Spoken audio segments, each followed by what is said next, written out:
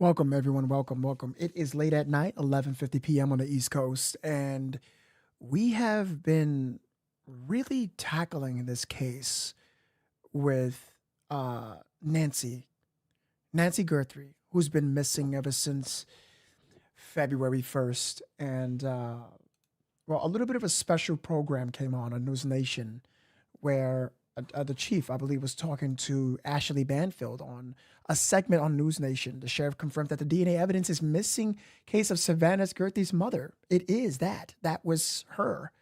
But before we continue, let me say something. With everything going on in this case, I've noticed that everything has been rapidly happening. It has been so quick, so fast. The ransom note to confirming whose DNA was that, taking away how we don't know how did it happen, from the ripped off camera to the blood on the floor to the things broken inside to the man of the Bitcoin, to confirm if the ransom is legit or not. Whether it's legit or not, it decided to play a role because it wasted a lot of our time. But it's not waste if it is confirmed. We hope and to pray that we can get some type of update to be verified by tomorrow. Because, again, ladies and gentlemen, time is crucial here. Something in my heart tells me that she's alive. I know I don't want to play on hopes and feelings. We don't really do that on Novesity. We go by facts. That's what we do. A lot of research, a lot of reading. We watch videos. Facts matter. But something about this in my heart, maybe it's just something that I would want, is that for her to be alive. I can only imagine what the family's going through, but just to kidnap an 84-year-old woman, snatch her from her home before church, what she was wearing, where she was sleeping, how frightened she was. I can't imagine how scared she was. These kidnappers were ready to describe what she was wearing, what broke in the house, just to tell people, hey, we're the real deal. And in my opinion, I think so too, because they have done this very clean. And how clean they did it is also what frightens me. I'm afraid that what this will inspire future criminals, how law enforcement, now going to the fourth day, struggled to crack this within 4 days. That's what scares me. It is indeed heartbreaking. Enough with the formalities. Good evening. Well, almost early in the morning. I'm in the mood to do this podcast because there has been some updates and some interviews. But of course, I missed the chat. I really do miss you guys. I'm not going to lie. It's like a relationship almost. Where you been? Love me more. But let's get serious. So, sheriff confirms DNA evidence in the missing case is Savannah Gerthy's mother. So far, we have been nailing this case. We have been nailing it. Let's see what else are we going to find out. Little details matter. Even if the big update is something small, it's big enough for me, especially when it comes to a human life. So let's see what we got here. Even if you watch this video, tag along, sit in the comments, read the comments. Let's sit back, relax, and see what this interview is about, and let's get some information. But before we begin, we got a super chat. It's tatted. Did Savannah do an expo? I've been thinking revenge. This is too professional. Tatted, I mentioned this on the first podcast. I said that we should look at what she covered. Why her? It's because she's rich? It's because how separated she is from her mother and the mother's alone? I think that going through what she covered, it's going to take some time. But I think that's what investigators need to do, Tatted. That's what they need to do. This seems professional. I concur. Thank you for the super chat. Let's get on with the interview. Tatted, thank you for the support. I'm Ashley Banfield, and this is Drop Dead Serious, and I'm coming to you from Vermont again. Welcome to my home. I have a very personal true crime story to bring to you because it has come very close to my life. Savannah Guthrie's mom is missing, and Savannah and I have been colleagues for years, going back 20 years. We're friends. And when I heard the news, I was floored. And I thought, what first can I do to help? And second, how is this going to be solved? And who is working on it? And they are throwing everything at this crime. And I say crime because that is what it is. It is not a missing person anymore alone.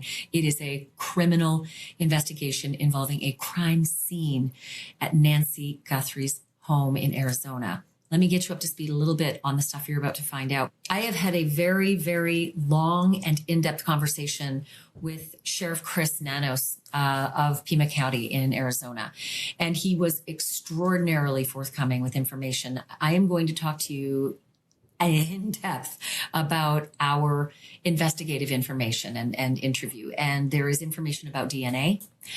There is information about signs of entry. I have information for you about ransom. I have information. I asked him about footprints and tire tracks. I have information about the scene itself. Was the concern inside or outside the house? I've got new answers on that. Basically, I have a lot of information that I didn't hear earlier in the news conference. So I'm going to bring all of that to you. But I want to take you to the beginning. I want to start from the very beginning in how the story broke, what happened, and how Savannah and her family even discovered that their mom, Nancy Guthrie, was not at home and that it was no accidental disappearance. So you would know by now, obviously, that Savannah has been for over a decade the host of the Today Show. And I should just let you know that this was really, really hard on her colleagues at the Today Show. Craig and Chanel opened the Today Show today without her, and they told the audience exactly why Savannah was not on the set. Here's how they began the day. Take a look.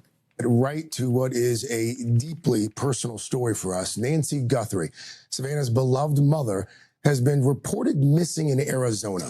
Nancy, who is 84, was last seen Saturday night and reported missing on Sunday by family members. Savannah saying in a statement, on behalf of our family, I want to thank everyone for the thoughts, prayers, and messages of support. Right now, our focus remains on the safe return of our dear mom.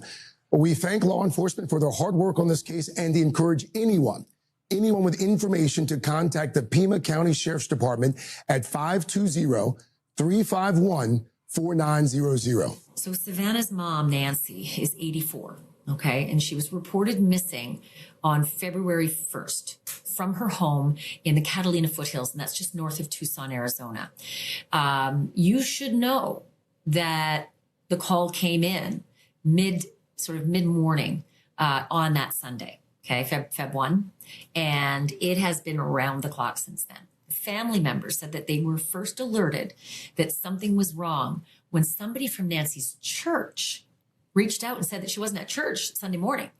But what's important is that the sheriff told me that family members, there was a member of the family who had dropped her off the night before. I think the time was around 9:45. So the last known sighting for Nancy Guthrie was when the family member dropped her off on Saturday night. That would be the last day, 31st of January, at around 9:45 at night. And she might have been getting ready for bed and, maybe taking medicine. She takes medicine every single day, critical medicine. This is important. You're going to find out about this. Critical medicine that she cannot be without for 24 hours. We are beyond the 24-hour mark. So there is a grave concern for her health and safety right now. So as soon as the family members heard from this church member that Nancy hadn't shown up for church, they went to the house. And whatever they saw, they realized something isn't right. And I'm going to tell you all the signs that they saw, that we know about, that when the police saw that, they knew right away there was a big problem. But the family members called 911 right away and said, we think our mom is missing.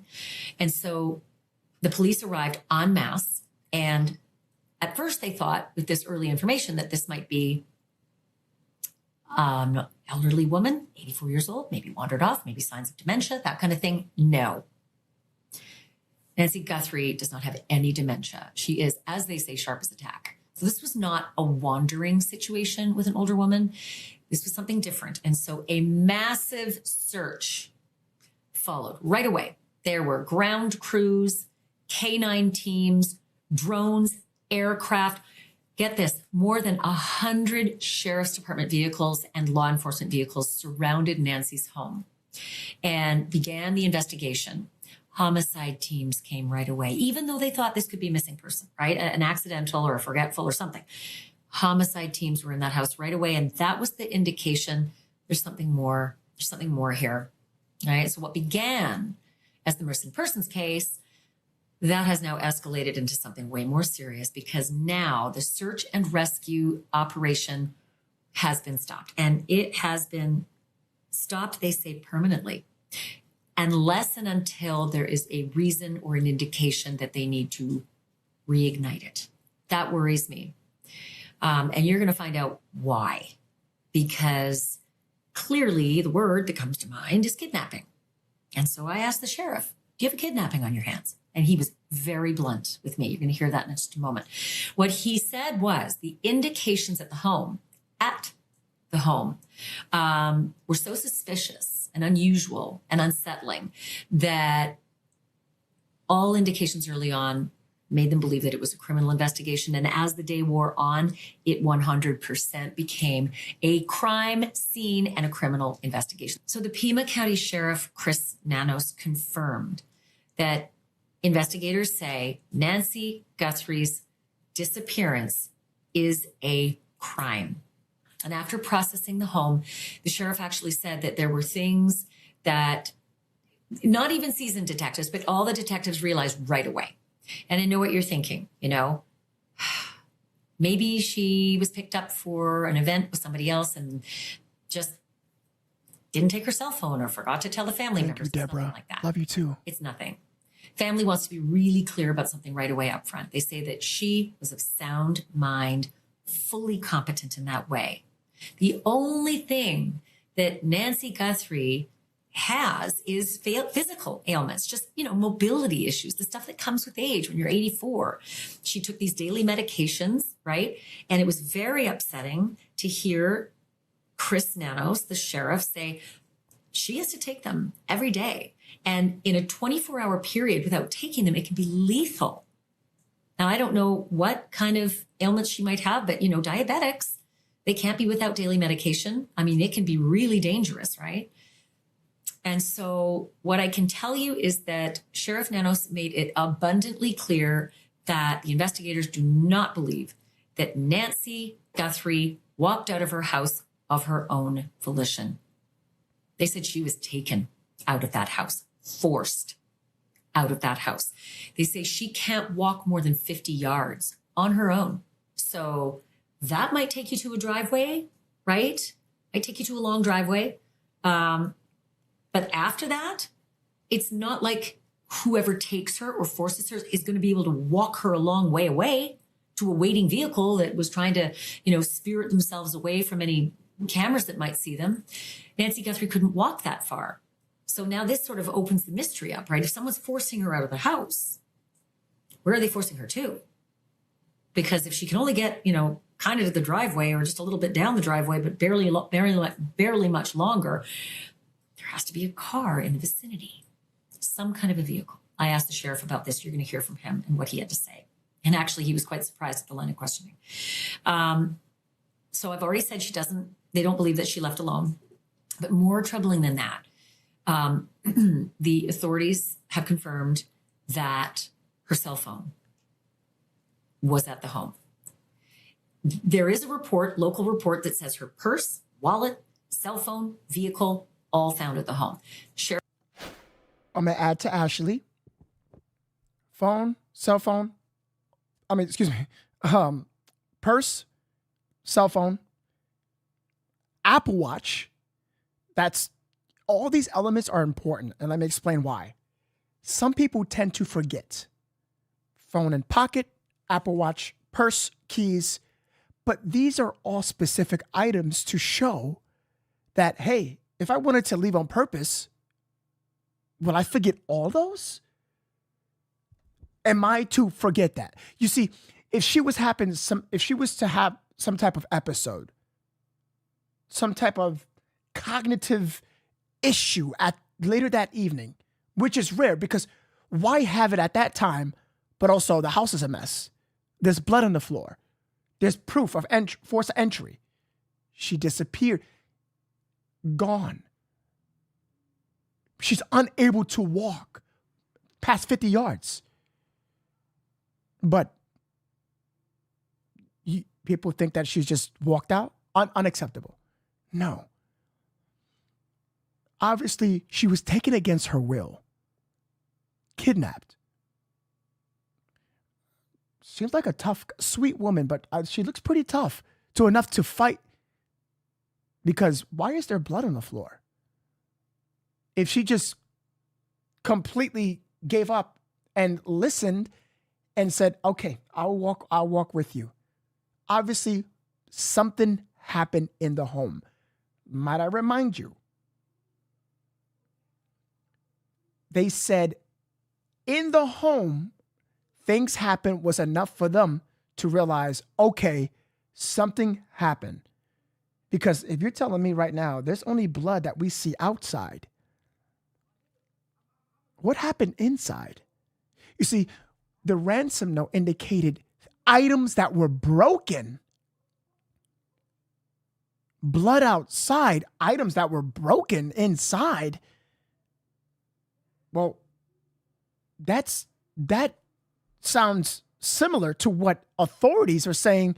There was an indication that she was kidnapped. You understand what? Everything lines up. Everything lines up. And when it lines up, it doesn't sound good. Besides the phone, keys, purse, Apple Watch, also her medication was left behind. One of the most important things, because it is crucial that she gets that every single day. I think the family, if not all the public, sympathizes and worries because not only that she's 84, and we don't know how they're even treating her and what specific conditions, her environment. But do they even care? Seems to me they don't, because you would have never targeted an 84-year-old woman. If you did your homework, then you would have known she's on medication, right? Wouldn't you?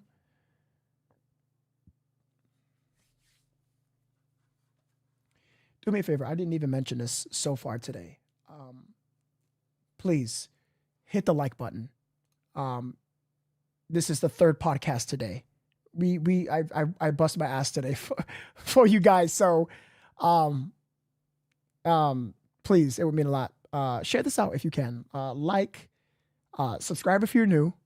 You're going to like this podcast. We cover true crime, breaking live coverage, and trending topics. Before this podcast, we covered the shooting that took place in Spencer, Massachusetts, shooting that happened at a McDonald's, then a Target that left two officers wounded, and the suspect also shot as well.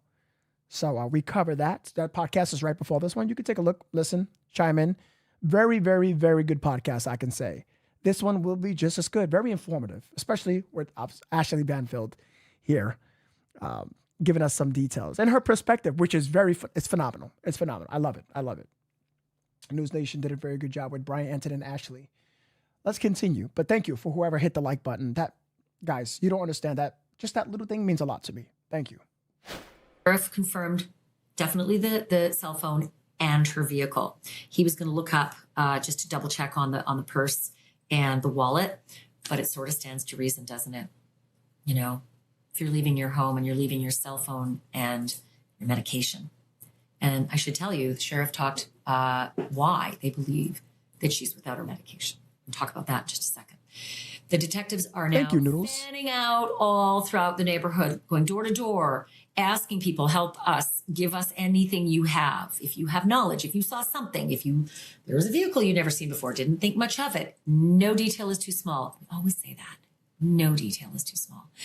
They're also asking for ring cam because always catches them, right? Surveillance footage. It always catches them. There are eyes everywhere. And let's just hope that in this particular neighborhood, seems a bit rural, but there's going to be some kind of surveillance, right? Even Teslas, they got cameras going at all times. I literally just said this. That's crazy.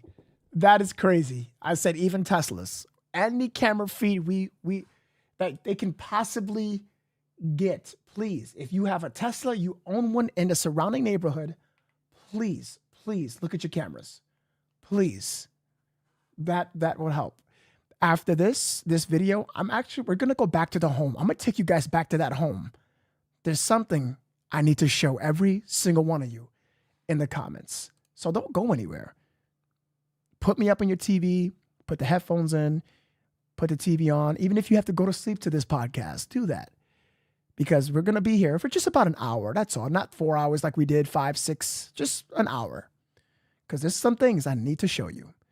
Now, Nancy here says, I'm 62 and I live alone. This scares the out of me. Oh, Nancy. Oh, excuse me. Nanny, excuse me. Well, here's what I can say, Nanny. Always learn from your mistakes. They are your best teacher, even if it's not your mistakes. Don't let this put fear in your heart. Go outside, have fun.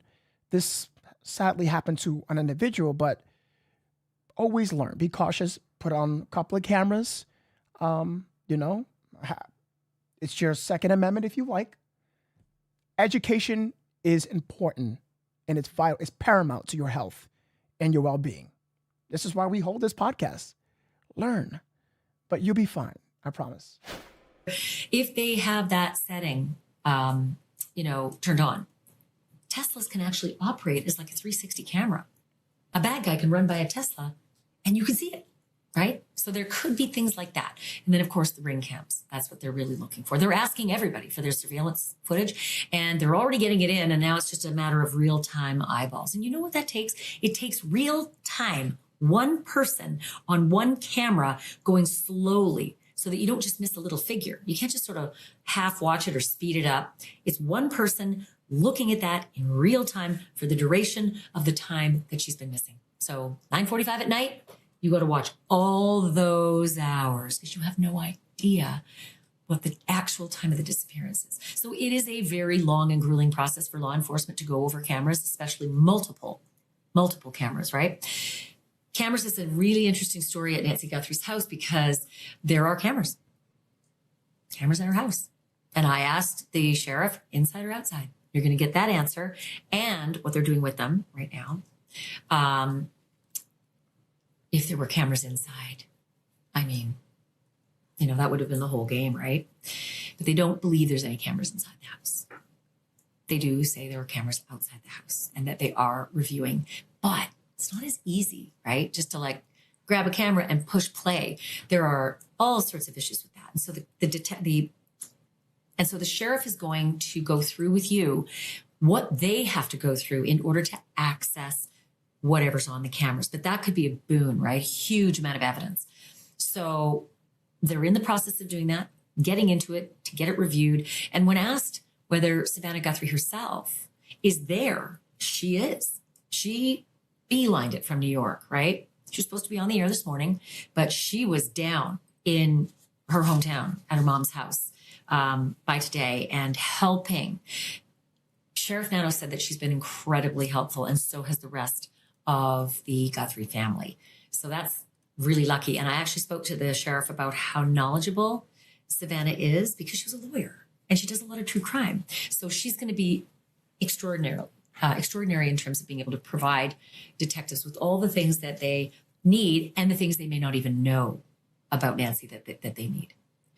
I asked the sheriff if Savannah Guthrie or her security team has received any threats or requests for ransom. He will give you that answer in just a moment. He said investigators aren't dismissing any angles of the story. I should tell you this as well. This is a really big week for Savannah. She was scheduled to be in Italy on Friday for the opening ceremony of the Olympics. And if I could tell you, I did this once. I covered the Olympics for NBC. And I'll tell you the amount of research and planning and studying and logistics in order to get to day one of the Olympics is massive. So she is now going to be sitting that out. And that is very, very hard. This is a massive thing. Only comes every 4 years. And so she will not be doing this. She will not be doing the Olympics coverage, which is heartbreaking. And they'll have to get somebody in and up to speed real fast 4 days before it all starts. Instead, Savannah is living a nightmare with her siblings and her family, trying desperately to find out what has happened to her own mother. So earlier, I had this incredible conversation, as I said, with the Pima County Sheriff, Chris Nanos. And before I play that conversation, which has a lot of new information, including the DNA, I want to thank you so much from the bottom of my heart. You know how much you mean to me. I can't do this without you. I also can't do this without my sponsors. So quick message about Cook Unity because they've been a lifesaver. I have Cook Unity. It's pretty good. Okay. Let's get into it. Okay. So before we start this is the interview. This is where it starts. I am going to say this. I definitely need you guys to pay attention here because there's some key information here. Now, this isn't just another video recycled information. No, it's not. This is an interview that was aired about an hour ago.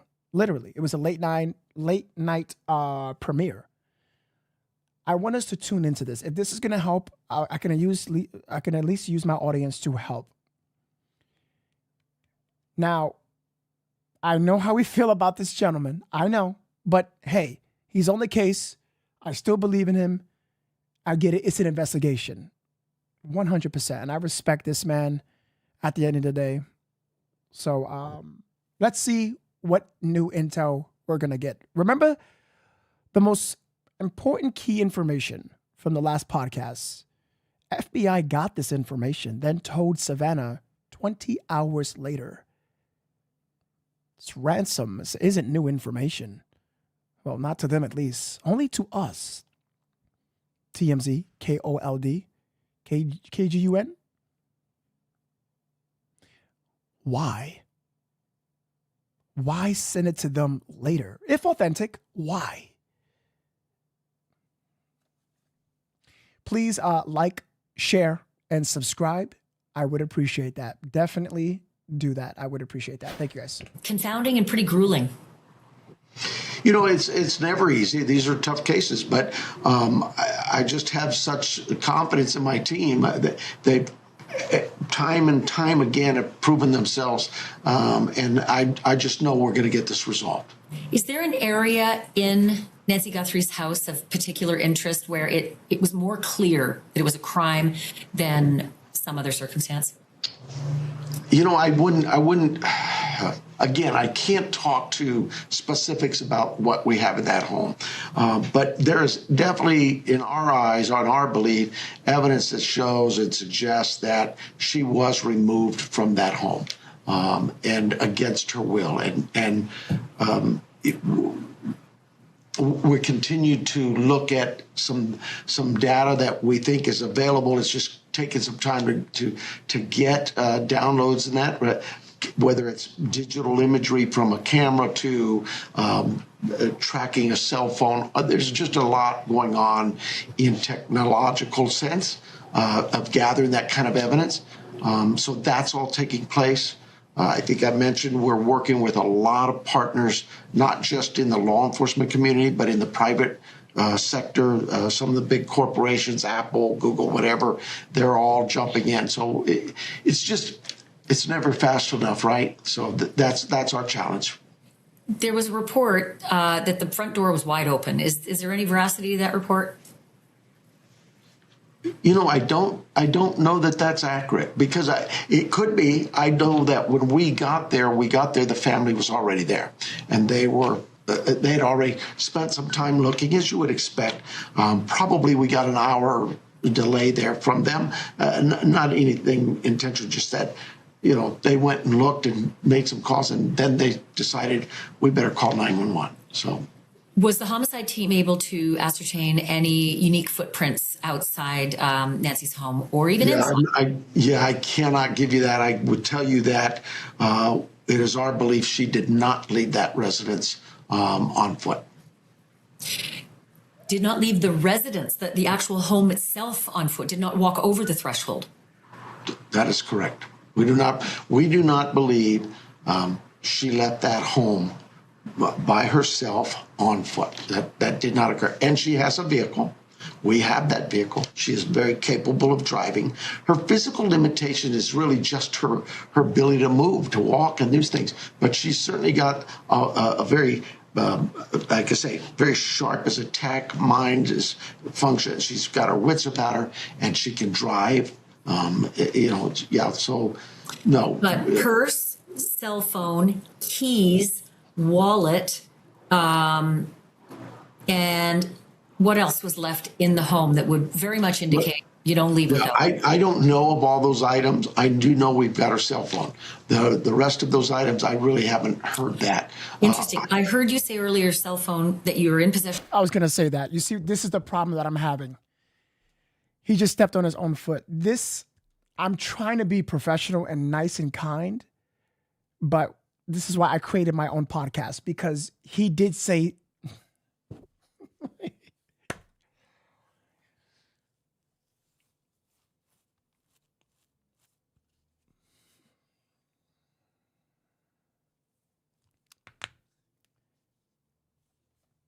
you cannot say you haven't heard that, but you said about the South.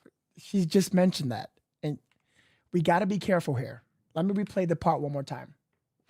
And what else was left in the wallet? No. But purse, cell phone, keys, wallet, and what else was left in the home that would very much indicate you don't leave without? I don't know of all those items. I do know we've got her cell phone. The rest of those items, I really haven't heard that. Interesting. I heard you say earlier, cell phone, that you were in possession of her cell phone. There was a local report from Tucson saying the purse, cell phone, and keys and vehicle were all at the home. That could be accurate, but I see that's that part right there. They already pulled that report out that items were there, but that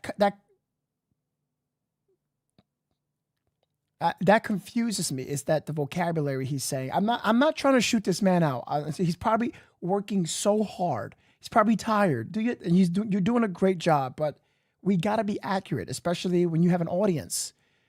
They putting out this report. You say that they may have, but you're working in this investigation. You have to.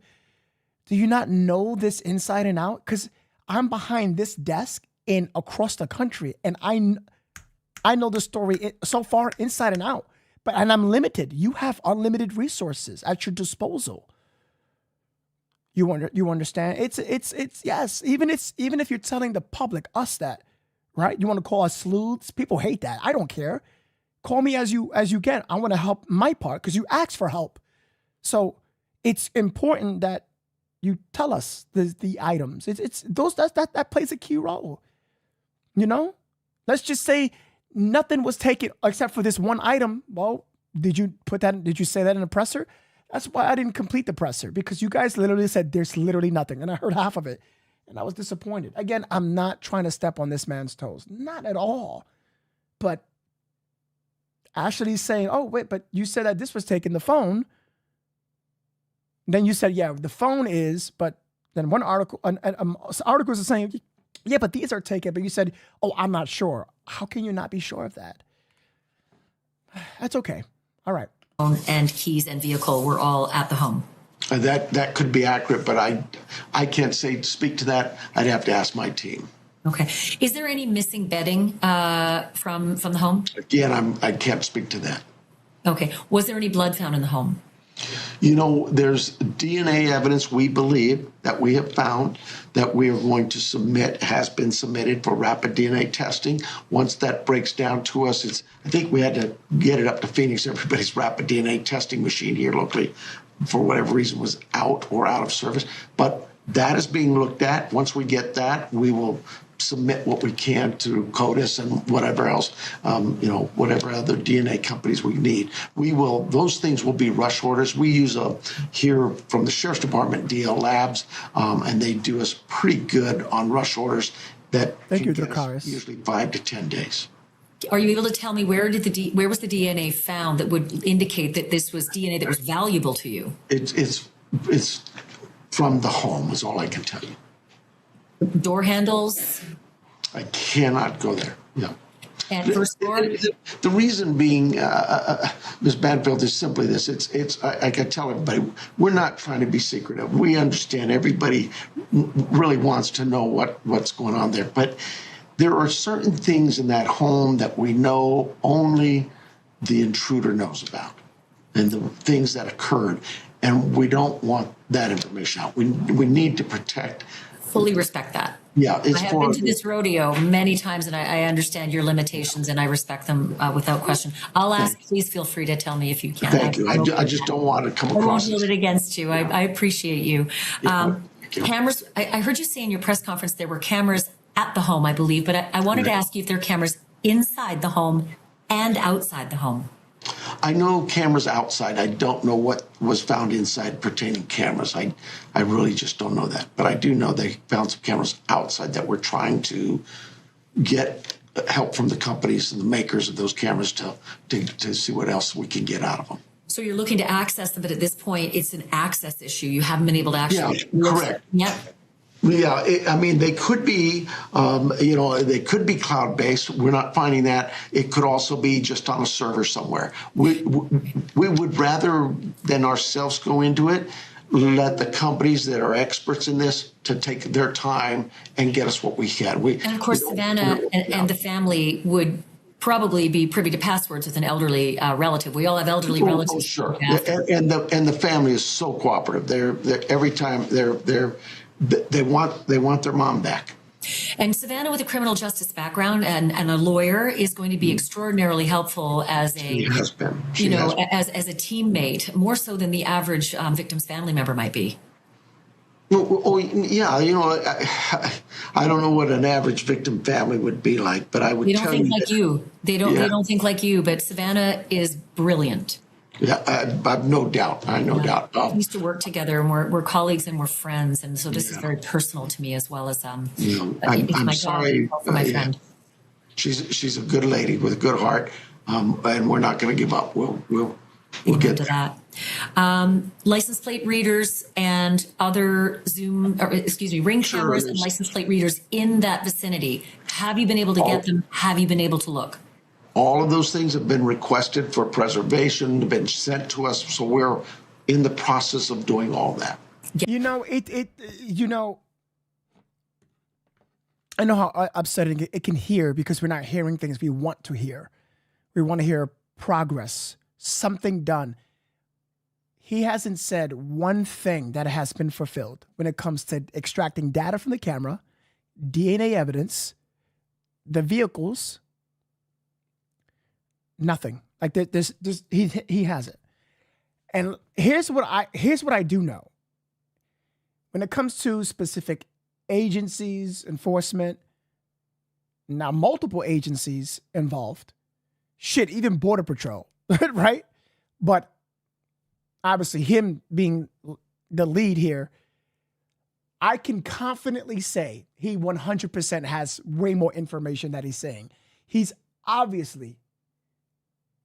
obviously has answers to most of these questions. I'm going to say it like it is. He's obviously lying. Yes, but and that's a harsh word to say. It's probably disrespectful. I don't mean that, but I'm going to call it. He probably has more information that he's letting on. He's just masking that by saying, I don't want to get into that, or I cannot get into that, or I'm not too sure. My team has to get back to my team. He's using specific words and terminologies to mask the answer just for saying, I do know, but I'm not going to tell you. It's an open investigation. I do understand, though, that they cannot say anything publicly. They just can't. I get that, but there has to be something you can offer to the public that can probably open up new doors that you can enter to help this investigation. That's what, it hasn't been anything. What scares me the most is that since you are now being very secretive, let's be serious. Let's use the correct vocabulary. You are being secretive, and you need to be, but it is now day 4. Let's make sure everything you are doing is correct now. Because if day 4 turns into day 7, you know what that means. What happened when 7 days has passed when someone hasn't been found. It's kind of almost like a rule of thumb. I'll let you think. But God forbid, we don't want that. 84-year-old woman, medication, bless her soul. These people mean business, and that ransom has way been sent off. So how long, if these are very intelligent people and they're smart, they know how to kidnap an 84-year-old woman in the dark with barely anything to show. You think they're stupid enough to know that you are taking your sweet ass time, which gives them authorities, FBI, more time to figure out where these people are? Should I have not just said that? Or do you think that they already know that? Because if the clock is ticking and they don't get their money, last time I checked, Harvey said in that ransom note, if you don't give that money, this will happen. Now, caught that, right? It's February 4th. That's probably why they sent it to all these people, all these outlets. If it is legitimate, I'm getting ahead of myself, but I'm covering my bases if it's correct. If it is legit, right? There is a reason why it was sent. Now, that's if they sent it, but again, if it's legit. Some serious stuff we're dealing with. Yes, it was very disappointing. I was there for the presser. I didn't like it. There's a better way to say, I can't answer that. He is not good at it. In my opinion, I know he isn't used to this kind of coverage. I will say, Ronan, it can be upsetting. F our feelings, protect the integrity of the investigation. But it's clear, and I agree, it's clear that you're hiding stuff. It's clear. Ronan, thank you for the super chat. Good to see you, Ronan. Good to see you, by the way. Good to see you. Mustard with the 10 gifted subs. Can I get a mustard? Hashtag, it's the mustard. It's just mustard. Mustard being the mother nature that she is. We can all use some motherly love. She's just the queen of this, honestly, at this point. Kidnapping. Wait. Okay. Mustard, thank you so much. If you got a membership from Mustard, please say thank you. I would appreciate that. Please say thank you to her. Please say thank you to her. Where's your Mustard? You better put more leaves if you're going to let things grow. Getting eyeballs on them, but nothing so far. No prowler in the neighborhood so far that you've been able to identify. No, we've not identified any suspect. Now, remember, there are people out in that neighborhood right now, and they're doing some things. Maybe they've learned something that I'm not aware of yet, but so far I've not been briefed to anything like that. In the Tepe murder in Columbus, Ohio, the police came up very quickly with a figure, a sort of a skulking figure walking through the back alley, and they now say that allegedly is Monique Tepe's ex-husband, and that he was the double murderer. So these images can be extraordinary. There is no doubt. That's why I say we really want to be careful about any kind of person of interest until we get that digital download and can say, hey, this may be somebody we need to be looking at. I also want to be very clear about the wording. I don't want to get this wrong. You mentioned she did not leave that home on foot. And I want to make sure that you're talking about she did not walk out that front door, even with someone, that somebody took her out that front door and past her driveway. Right. So I'm not going to tell you what door they used or anything. We believe she was forced out of her home. Whether she walked out of her home or was carried out, that we don't know. But we do know she left that home against her will.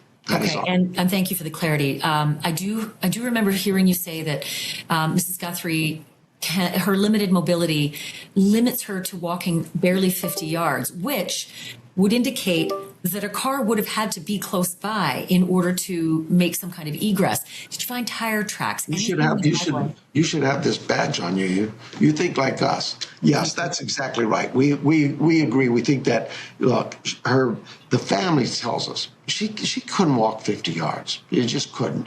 And I think there's some frustration about, well, why are you continuing searching if you know she can't walk 50 yards? And it is because it is a process. We have to follow those processes, even if they don't make sense to some people, because what if we're wrong? What if we just miss something? We don't want to be there. We want to make sure we've done as thorough a job on both ends, on the search and rescue mission piece and the criminal investigative piece. Any indication of tire tracks that weren't her vehicle? No, we don't have any tire tracks, no. Nothing to go on for tire tracks, because again, with her limited mobility, to get her any further away from the front of that house would have required some kind of a conveyance, a vehicle of some kind. That's our belief, and of course I think the driveway it's not going to be conducive that surface. It's almost like not even a gravel, but it is almost a paved surface, so it wouldn't be conducive to no mud, no unusual. You know how mud can be brought from another region, area, and that's very helpful in the investigation, but nothing like that? No, we're not seeing anything that suggests that. And no snow, so no snow tracks. No. Yeah. No. Did she have a security system? No, I don't believe so. We've not heard. Ooh, that answers the server question. She didn't have a security system? Oh, whoa, wait a minute. Nope. Let me retract that. A security system is different. Or can it be with the camera? If it's ripped off, could that be a backup server or was it on a cloud? But for him to say no, she didn't. Not the security system, but the camera. That's two separate questions. I understand that. Okay. Dawn. Dawn. She couldn't walk the 50 yards, just like you said. Dawn, it's so good to see you, by the way, Dawn. How are you? And thank you for the super chat. I appreciate you as always, Dawn. So good to see your comment, like always. General Genobi, thank you so much. I will take his side. He should be cautious. Sometimes the public oversteps and overzealous in their own actions. Look how streamers act in the Baby Haro case and trampled crime scenes and interject themselves in this case. Well, I can say this, General Genobi. I don't know if I could fully agree with you on this. And I'm not saying because I'm protecting me. I think all I am going to say is that from the bottom of my heart, and as many people are in the comments watching this, I think that there is good intent. It doesn't have to be streamers. It could be anyone that can overstep. The public can overstep.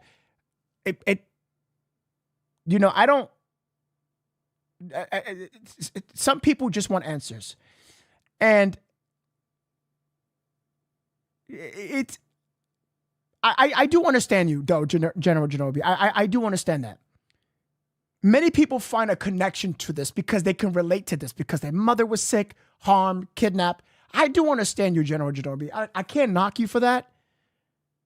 Actually, even for the streamer part, I think you're not too wrong on that. But not every person in the public and not every streamer. That I will say. Because, and I'm not saying he's doing a bad job. But if you're asking for help, tell us what can we do. That $2,500 reward ain't going to do nothing. That is almost like a slap in the face. That's like if you so happen to see something, say something. No. First thing I'll do, $50,000, $75,000. I mean, respect, the family can't easily afford that. Second, be very informative of what, if you're asking for help, tell us, especially people in the community, what can we do? I see that they're putting more people in different agencies on task on this. But again, what can the public do if we're coming in with our arms open? That's why I just did, how many podcasts on this? 3 podcasts already. And I'm doing the best that I can. You know, I'm telling you, I said this before, 2 weeks ago. I have wonderful mothers in this chat right now who will die for their babies. Wonderful daughters who would die for their moms. The relationship between these two, she just got off the phone with her before this, spoke to her mom. She loves her mom. And people were blaming Savannah. Something's wrong with Savannah. And that's your opinion. I'm not knocking you for that. But I will say this. This isn't my mom, but I'm treating it as if she's my mom today. So if there's that's a question I haven't even heard anyone ask. This is why I would love to interview, not to step on toes, but to ask the questions that no one asks. Sheriff, tell me, what can I do today that would help you in this case? That's what I ask. What can my chat or the public can do that can help Savannah and Nancy and the rest of the family tomorrow? Put up teams, just like we did with Sebastian. Just like we did with, oh, bless his heart. Tennessee pushed over the edge in the water, predicted his path. Somebody please help me here. Please help me here. Please help me here. The whole internet was all over it. They traveled. Somebody help me here, please. His name. Somebody got it for me. Please, please, please help me out here. Somebody in the chat. Drunk, tall, white male, skinny. You understand what I'm saying? Somebody, please. No, nobody. I just got to get this name. It's gonna. Oh, what's his name? Riley. Thank you very much. The point is, what I'm trying to say is, and General Genobi, that's a very good super chat. Trust me, it is.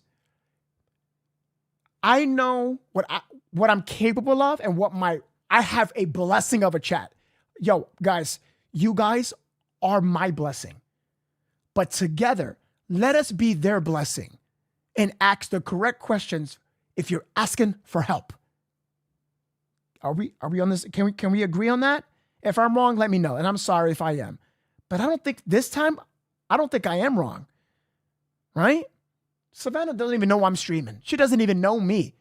She don't even know this guy right here. She can care about me. She don't care about me. She's in Arizona wondering and caring about her mom. And that's okay. But all she needs to know, she don't even need to know, but I care. That. I don't believe she did. I heard you make a mention, and it. You're talking about like an alarm. Yeah, like an alarm system. No, we've not heard anything like that. Okay. I heard you mention, it just broke my heart. There were upwards of 100 security vehicles, law enforcement vehicles at this home. I mean, this is an all-out assault on finding. Yeah, because it's unusual that, we get so many search and rescue missions. I trust our search and rescue teams, and they have probably close to 100 volunteers in that regard. But they get out and they do such a great job. But in this briefing I received yesterday in the middle of the day it was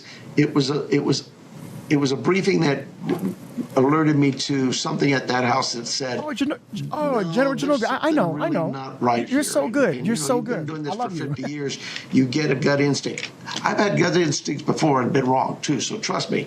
But I just felt like there's more here than just a regular search and rescue mission. Allow search and rescue to do what they do. They do it well. But at the same time, let's get our homicide team started and get them out there. That's kind of unusual for us. But I just felt like, no, this one, something doesn't fit. Have you had any calls? Has Savannah and her security team had any calls? Because sometimes a disappearance like this, when there's a high-profile member of a family, will result in a ransom-like situation. No, we first of all, the family's been great, as you know them, and Savannah and our team and myself have been in communication throughout this. It is devastating for them. They are definitely very concerned, rightfully so. But we talked with her security team and with a number of different law enforcement agencies from federal, state to local, and nobody's heard anything like that. So that's also, it just expands the mystery. Yeah, I mean, it's possible. I mean, maybe somebody will do that, but we've not heard that. In fact, I think the plea from Savannah and the family is, and it's my plea too, is look, if you know where she's at, let her go. Just call us. We'll come and pick her up, because there is a very big time element. What are we? 5 o'clock in the evening is. We're well beyond 24 hours, and from what we understand medically, if she doesn't have her medication, which we don't think she does, it can be fatal. You saw her medication left at the house. We believe from the family's report, she has no medicine available to her. Is there, other than that, which is extraordinarily serious, is there anything that is an indication in that house that Mrs. Guthrie may still be alive or may not be alive? You know, we always want to hope, right? We don't want to lose that hope. My team, the Guthrie family, this community, you know, we will continue to search, and until something suggests otherwise. Certainly, we want to believe that she's alive and we'll find her, safe and sound, return her. But I would be very neglectful as a law enforcement officer, as a law enforcement agency, to just dismiss things that we're seeing in front of us that indicate a crime. And so that's why we took 2 different avenues of approach on this. And very quickly turned away from the search and rescue. I heard you say it's permanently suspended unless need be as you move forward. But, I mean, you've been to this rodeo a long time, and you see a scene and you get a gut feeling. Did you have a gut feeling with this scene? You know, I had a gut feeling about what was being told to me about what's being seen and done there. I was out there last night talking to the investigators. I think we all have some great concerns about what we're looking at. But we also know we have to be careful.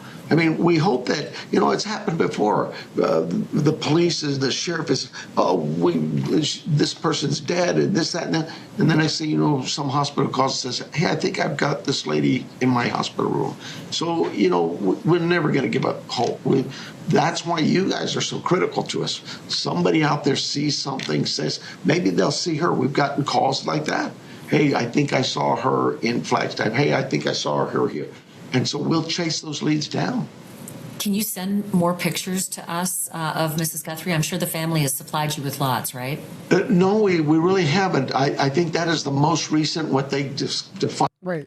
Can you send more pictures to us of Mrs. Guthrie? I'm sure the family has supplied you with lots, right? Okay. No, we really haven't. I think that is the most recent, what they just defined to us as this is her, this is, but you know, if you think that's going to help, I'm sure they'll accommodate us. Yeah. That is the biggest thing. If we can get pictures of her out everywhere, and there are millions of eyeballs seeing that woman, that jogs memories, especially if they see a woman who's with someone who doesn't look like he should be with her.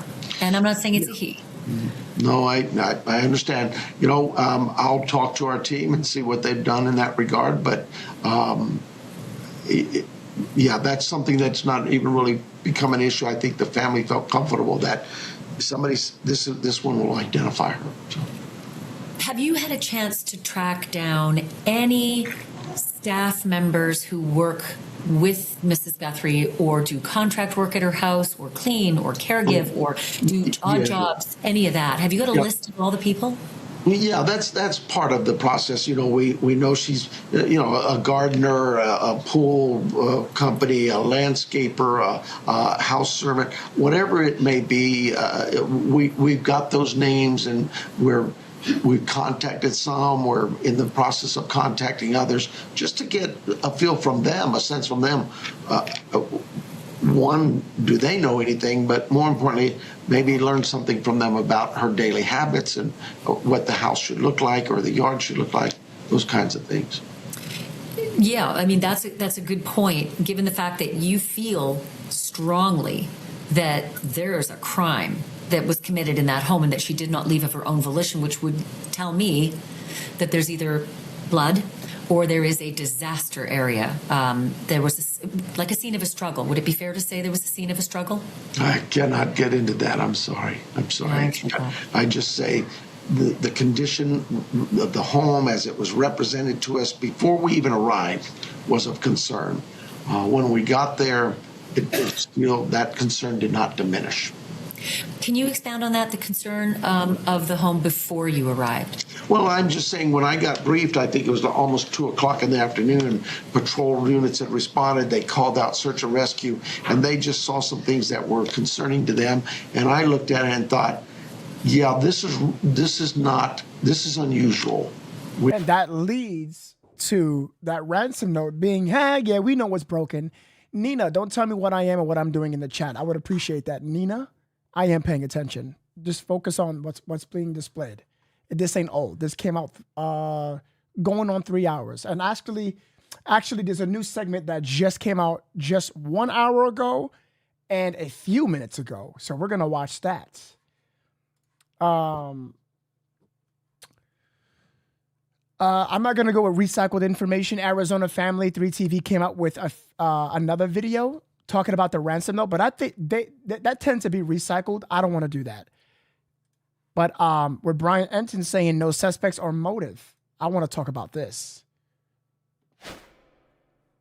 This is one, because I want to also hear about the audio, which I have that video also. So lock in. Let's hear this.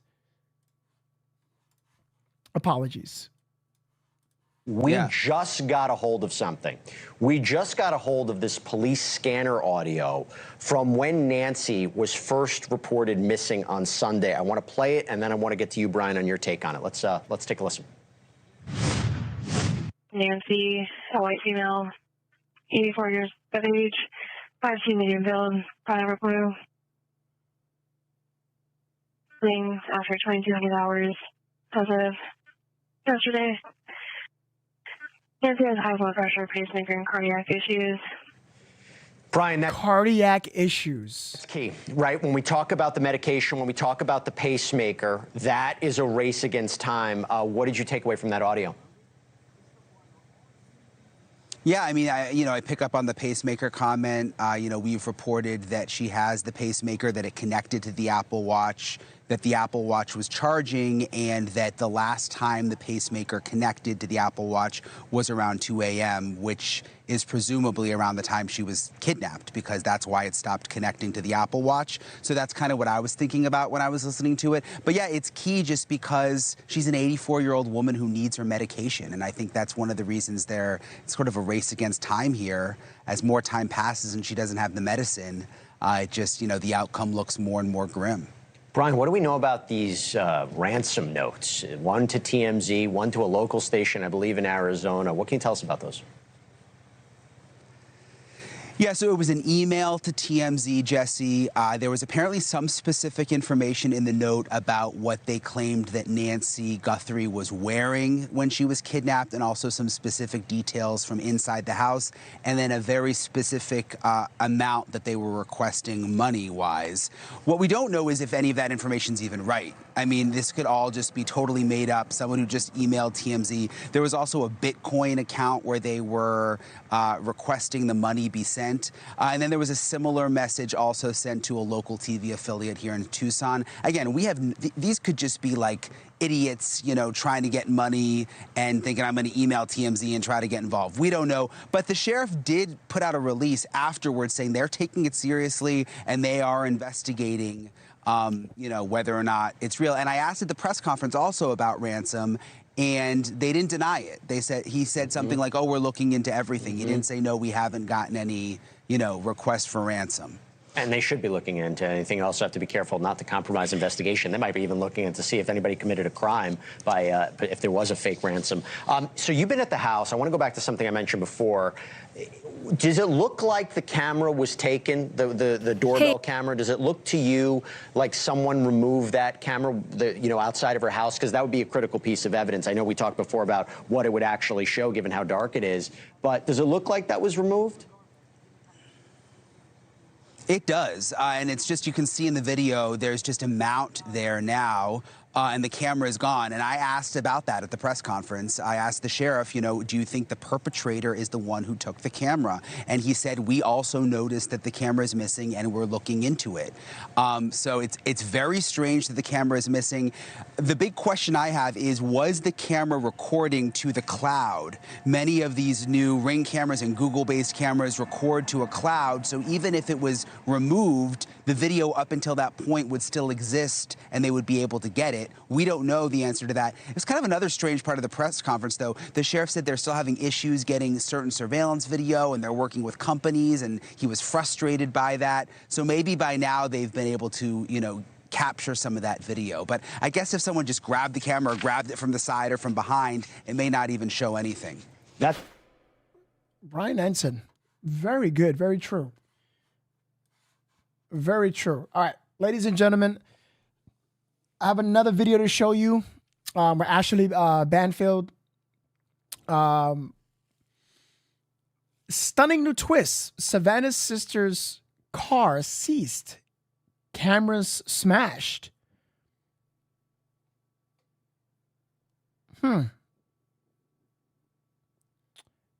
Brother-in-law is being looked at as a suspect. We got to be very careful here what we say. We got to be very careful here, especially in the chat. People with respect like to jump. Oh, he is being looked at. Being looked at. So this is pretty serious. This is pretty serious. Are you guys ready for this video? Brand new video. Nina, is this too old, Nina? Let me know in the comments. Yeah. Pretty serious right here. Pretty serious, chat. Huh? Yeah. Yeah.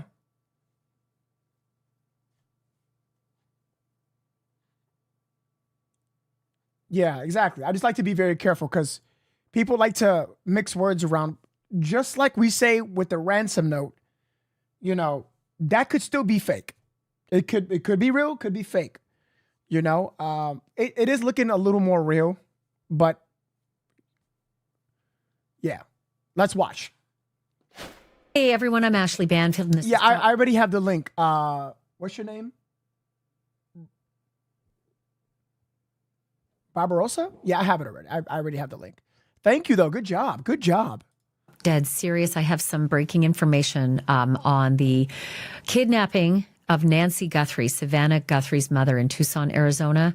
I have spoken with an impeccable law enforcement source who has informed me, with his knowledge of the investigation, of some extraordinarily serious pieces of information about this crime scene. I can tell you that Mrs. Guthrie had cameras, plural, at this home, and that they were smashed. You may have heard Brian Enton from News Nation talking earlier and asking Sheriff Chris Nanos a question in the news conference. And again, today, I'm recording on February the 3rd. It's a Tuesday. The press conference that was early in the day, Brian asked the sheriff, the camera on the front of the house is missing. Thank you, General. And the sheriff said, we are trying to get into the companies that, are proprietors of this kind of cloud information to get that, and said by today, he did not have that information, did not have whatever was recorded. But I can tell you they are Nest cameras. They are Nest cameras, plural, and that whoever did this may have smashed those cameras, plural. So they're not there, presumably because law enforcement took those smashed cameras as evidence. I can also tell you I've got information about which door in the house was actually left open. There's been some erroneous reporting about some things. I now have the information about that.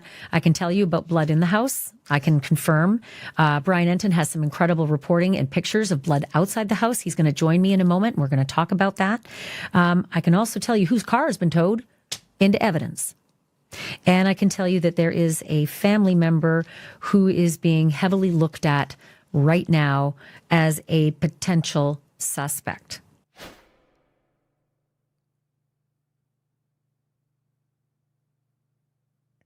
Ashley Banfield, you got, I don't know how you got, I would believe you got this information because you're very close friends with Savannah. very close friends with Savannah. So I can see how you might have got this information. Everyone, lock in. Is everyone ready?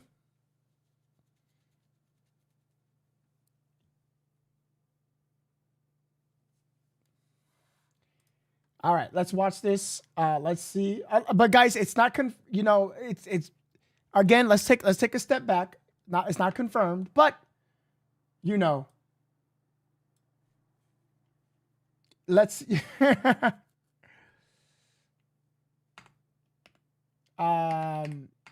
If you're brand new, please, this is the perfect time to hit that like button. Everyone, double check if you hit the like button and see if you are subscribed. See if you are. It should say subscribed, past tense, if you are. If you're not, check to see. Click the subscribe button. I would appreciate that so much, especially if you enjoyed true crime, breaking live coverage, and trending topics. FYI, there's a major fire in the Philippines. I was looking at it earlier, and it's pretty bad. Pretty bad. So prayers go out for the Philippines. And I'm not going to jump to conclusions, but I'm going to, car seized, this could be a normal procedure, but it doesn't mean it's that they did it. I want to be very careful here. Okay. Lock in. This is crazy information, guys, but I'm curious to see. Let me rewind it just a little bit to hear what information we have, and then I'm going to let it play. Has some incredible reporting and pictures of blood outside the house. He's going to join me in a moment. We're going to talk about that. I can also tell you whose car has been towed into evidence. And I can tell you that there is a family member who is being heavily looked at right now as a potential suspect. I'm going to bring that all to you in a moment. There's more information about Nancy's pacemaker. You probably have heard up until now that Nancy Guthrie had a pacemaker and it disconnected from her Apple devices, her Apple Watch, her Apple phone, which were left in the home at about 2:00 in the morning. And that is a significant time. And I will tell you why, that it is extraordinarily instructive to this investigation in terms of narrowing to a window. I'll explain why in a moment. Don't think that the pacemaker stopped working because she died. That's not it. The separation of Bluetooth between the things that the pacemaker was linked to, the Apple Watch and the phone. When they get out of range, you take your AirPods, you walk out, you leave an air tag behind, you get a notice, you're disconnected. That's more what this is about, but the timing of it is specific to narrow down the investigative window. So I'm going to get into all the details of all of these little pieces of information that I told you, because I've just touched the tip of the iceberg, but I also want to get you up to speed on all the information that came out today from a few different sources. Number one, from the sheriff himself, who held a news conference and answered questions. And then also from Brian Enton, because he got some great information. And as I mentioned, he's going to be up in just a moment with me. We're going to talk about all his findings. So John Edwards is the assistant special agent in charge of the FBI in Tucson. He joined Sheriff Chris Nanos for the news conference today. Again, it's February 3rd, Tuesday. They held this update, but they didn't give a lot of information. They just said, basically, this is to answer your questions in the press. And I can tell you that we found out this is not a gated community. Okay, that was one report that came out. It's not a gated community. It's also very dark and there are no streetlights. So very hard to see anything that might have been driving up and down those roads. The properties are huge, right? They're anywhere between 1 and 4 acres each. So more rural, don't think city, lit up, neighbor to neighbor sees everything. Your ring cam can see the street. It's not like that. Not everybody's ring cam can actually see the street from where they are on these big properties. The sheriff today said Nancy Guthrie's life is in jeopardy. Could be a couple reasons he said that. Number one, medications were left behind in the home. Medications that she would need within 24 hours could be fatal. And it's now 72 hours since the last time she was seen. So that could be why he said her life's in jeopardy. Or he could have said it because I now have definitive sourced information saying that there was, in fact, blood inside and outside the home. So blood inside the home is scary because we now know she was taken against her will. Kidnapped was what the sheriff told me last night when I did my episode before. So blood inside the home, kidnapped forcefully, taken forcefully. That could probably be part of the reason why her life is in jeopardy. And Brian Enton's going to show you the pictures of the blood outside the home that he discovered today as well. The media has helped generate a lot of leads, the sheriff said.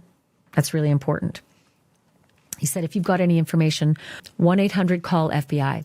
1-800-CALL-FBI. If you know anything, even if it's tiny, the tiniest thing can lead to the biggest thing. The sheriff has said it's been helpful. They do not know what she was wearing when she was abducted, when she was kidnapped and taken from that home.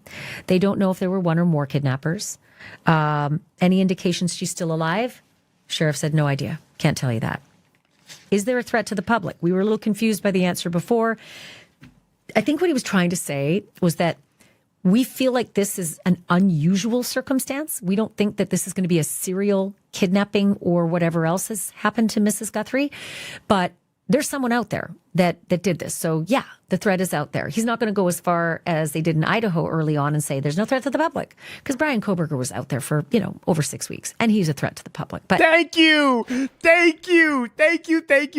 have always said this all the time. Ashley, thank you. We be on the same page, Ashley. We be on the same page. They be saying that all the time. Kohberger was out there. Yo, I remember that. He was out there for a minute. No threat to the public. Yeah, okay. I'm glad she said that. I'll be saying this and people be like, oh no, it's not that serious. You're doing too much. You're reaching. If there's a mass shooting or stabbing, someone went into a home and slashed everyone. They haven't found the suspect. Oh, this is a closed area, no threat to the public. Why? They don't want you to panic? Guy, that just happened. Yes, be very careful. There's a threat. Be cautious, stay indoors, protect yourself. Yeah, exactly. Thank you very much for saying that. it didn't feel like that. It didn't feel like there was no threat. It didn't feel like there was a big threat. So take that the way you will. The way you will, exactly. Were there any valuables taken, ATM cards? Sheriff would not say. Sheriff wouldn't say, was there forced entry? I can tell you definitively there was absolutely forced entry. The pacemaker information, they didn't want to talk a lot about it, but I will tell you, my reporting, my source says that the 2 a.m. separation, when the pacemaker stopped responding to the devices it was connected to, the Apple phone, the Apple Watch, that is the time they are narrowing down this kidnapping to. Yes, she was last seen at 9:45, but the kidnapping, they are pegging it to that moment, because that is when the pacemaker that's inside the girl, the woman, the elderly mother who was taken out of that house, it's separated. And so that is what they are now narrowing the disappearance time down to, according to my law enforcement source with knowledge of this investigation. Pacemaker separates 2 a.m. That's when they believe the actual kidnapping happened. The house was turned back over to the family yesterday after 6 p.m. Again, that would be Monday, February 2nd. They processed everything. Crime scene tape went up, done with the residents, turned back over to the family, but nobody washed the blood off the front steps up to the front door. Mm-hmm. And Brian Enton was able to go up and look at it because it's not a crime scene anymore. You're going to talk to Brian in a moment about that. I think I mentioned this before, but if I didn't, they are waiting for the camera information and very frustrated. The police are very frustrated by how long it's taking to get the Nest company. I learned that it is the Nest company. It's not Ring Cams, it's not Ring.com. It's Nest cameras that were out front that were smashed. They are waiting for the corporate Nest executives to yield that information back to the sheriffs. Listen, 72 hours. It's been a long time. I can understand why the sheriff would be frustrated that it's taking this long. This was at, again, 1:30 today. It's about 7 hours ago. So that might have happened in the last 7 hours. Maybe the sheriff has that camera information now. And with those cameras being smashed, right? That's evidence. All of that is evidence, right? What was the tool used to smash them? What did it look like? All of that. And so when Brian Enton asked the sheriff, the cameras are missing, and the sheriff wouldn't go there. Clearly, the police have taken those cameras, smashed as evidence, and those are now in evidence lockup as part of this investigation. But again, I can't reiterate enough how dark this area is. No streetlights, dark and rural. Whoever smashed those cameras could very well have been completely cloaked, and that may not help a lot. Maybe you'll see someone's gate. Maybe the exterior lights were off on the home. Who knows? depends on what kind of Nest Cam she has. Does it show night vision? I mean, there's lots of different levels that you can get. Who knows what information that will yield? Whoever smashed those cameras, what will we see? What kind of, right-handed, left-handed, walking up? What was the gait? Does it look like a man? Does it look like a woman? Hopefully that could have been ascertained before the cameras actually ended up being smashed. It's very, very disturbing because that is so completely planned, right? This isn't some random, drug addict who's just looking to rob a house. This is something far more premeditated. If the cameras, plural, are smashed. Whoever did this knew there was more than one. She's saying the exact thing that we all have been saying. That's why we have to listen to terminologies. It was plural, cameras. Not because it was a camera in front. Remember, Chief didn't answer that question. I don't know. I have to get back to my team. Cameras inside. Well, what about outside? Someone has got to know, someone very close. They know. They smashed it. They smashed those cameras. But did they find every single camera? Someone close? We're digging in deep, chat. We're digging in deep. Going to have all of this for you in exquisite detail in just a minute. I do have to just tell you this. I have sponsors that make this podcast possible. And I just want to tell you, for the sheriff to feel as though he needed to give more regular updates, because he said, I'm not giving another one for 2 days. Not until Thursday, February the 5th. Today's the Tuesday, the 3rd. Unless warranted, unless something happens. Something happened today when Brian Enton was standing right outside in front of Nancy Guthrie's house that was unique and interesting and may have been information tipped. I'll tell you that in a moment, and I'll show you the pictures from the sky. There was a chopper up ahead. So I'll tell you that in just a moment. But it was super fascinating that the sheriff wouldn't confirm blood evidence, but Brian Enton confirmed it outside, and I have confirmed it inside. There was blood inside the home. There was blood outside the home. So let me get to some of Brian Enton's amazing reporting as well before I give you a little bit more of what my law enforcement source has told me, especially about the prime suspect and the car that was towed. That's very, very distressing. Brian also learned about forced entry into the house, and he learned of the 2 alleged ransom notes. We're going to talk at length about that. One went to TMZ, one went to a local TV station in Tucson. We have thoughts. Lots of people have thoughts. The sheriff has some thoughts, apparently. But I'll talk to Brian about that in a moment, and I will read for you what those are. I'm also going to tell you this, that the sheriff was concerned enough that he put out a statement with a QR code. Okay? Let me read this. Sheriff said, "We are aware of reports circulating about possible ransom notes," plural. It's ransom note, parentheses S, so a note or notes, regarding the investigation into Nancy Guthrie. We are taking all tips and leads very seriously. Anything that comes in goes directly to our detectives who are coordinating with the FBI. We encourage anyone who may have information, any information or tips to share via this QR code. So he answered the question, too, during the press conference when he was asked about, were there ransom notes? Has anybody reached out to Savannah Guthrie or her family? Who takes an 84-year-old woman? What's the point? It would seem like they'd want something. And he didn't say no. He just said the same thing that you just heard. We're looking at all leads. So they may have looked at the TMZ lead right before that press conference, and they weren't ready to say whether they thought it was legit or just some hoaxer. And maybe the Tucson TV station got one as well. I was a scam artist born every day. So, by the way, very illegal, very traceable. We'll get to that. Okay. Savannah put out a post today, and the Today Show, obviously this is their colleague. I'm a colleague of Savannah's. I worked with Savannah for years. We've been friends for years. We've done charity events together. She's dear. She's very dear to me, and it's breaking my heart that she is down there where she grew up in Tucson, trying to find her mom. And she gave the Today Show a statement about where they stand at this point. This is how the Today Show aired it. Chanel is in for Savannah once again, who remains with her family in Arizona. Good morning, and that is where we begin this morning. The disappearance of Nancy Guthrie, Savannah's mother, and a beloved part of our Today family. Authorities in Arizona now saying the 84-year-old appears to be the victim of an abduction. Overnight, Savannah posting this image on Instagram. Please pray. She went on to write, "We believe in prayer. We believe in voices raised in unison, in love, in hope.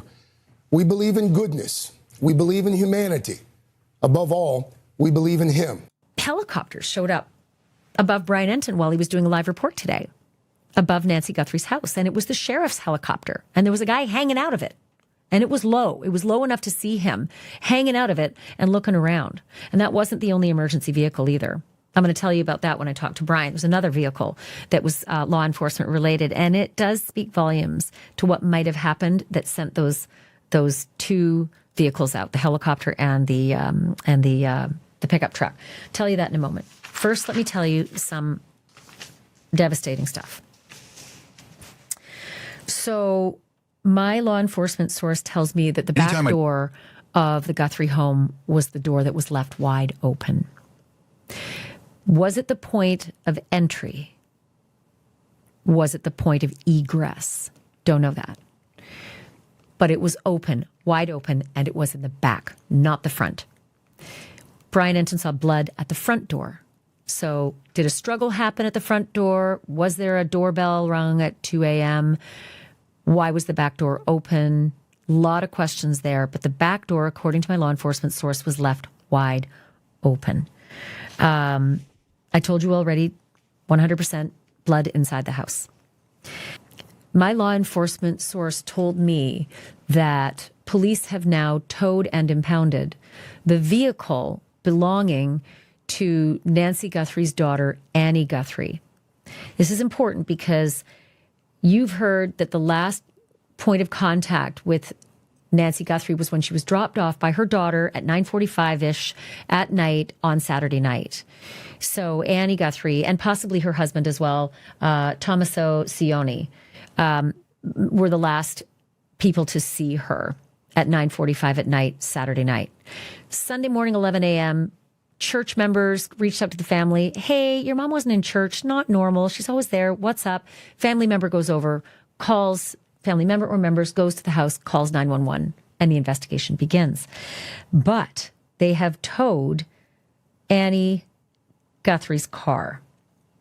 And there is some connection to Annie Guthrie's car and Nancy Guthrie's son-in-law.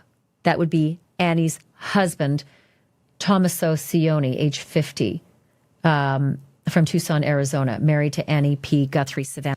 Let me get that. Let me get this information. Hold on real quick. Son-in-law.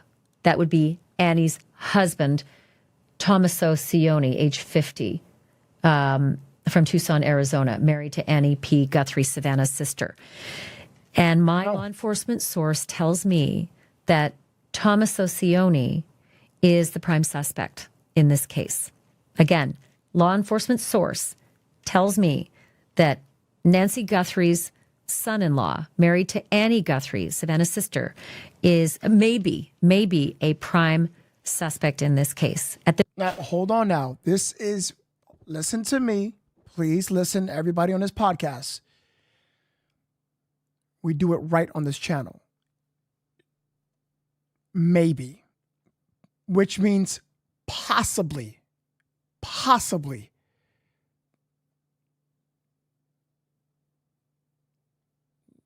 I see some terrible comments. I'm a ban them. Let's not. As of now, it's maybe. It's a possibility. Not yes, not no. But I want to keep our mind open to interpretation. This is breaking news. So let's take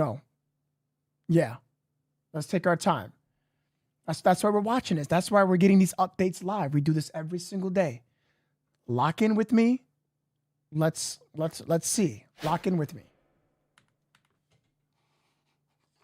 Hold on. Let me get rid of this person real quick. Hold on.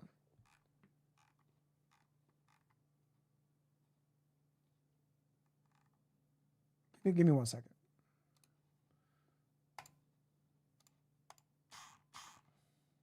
All right.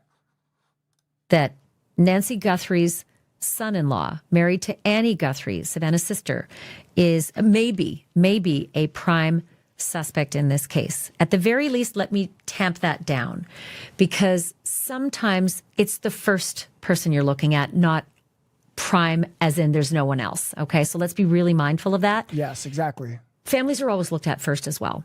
It doesn't mean right away. Listen, Ed Smart was targeted for weeks as, without question, somebody they needed to look at. Possible suspect, right? Heartbreaking for Ed and Lois Smart, because it wasn't them who took Elizabeth, right? But that's what happens. When anything happens like this, familial abductions, the families looked at first, and Annie and or Thomas O'Cioni were the last people to see Nancy Guthrie at 9:45 at night, the night before she disappeared, abducted, kidnapped. Kidnapped was the word that the sheriff used with me. But it's very distressing to think that this law enforcement source is telling me that Thomas O'Cioni is maybe a prime suspect in this case at this point, and that the car belonging to Annie has been towed and impounded and is in evidence. Now, the key piece of information is that this car can play a role, potentially, because let's just say Annie was in on this, or just a husband. Could it be possibly blood in that vehicle? DNA evidence? What is so important that could be in that vehicle? Right?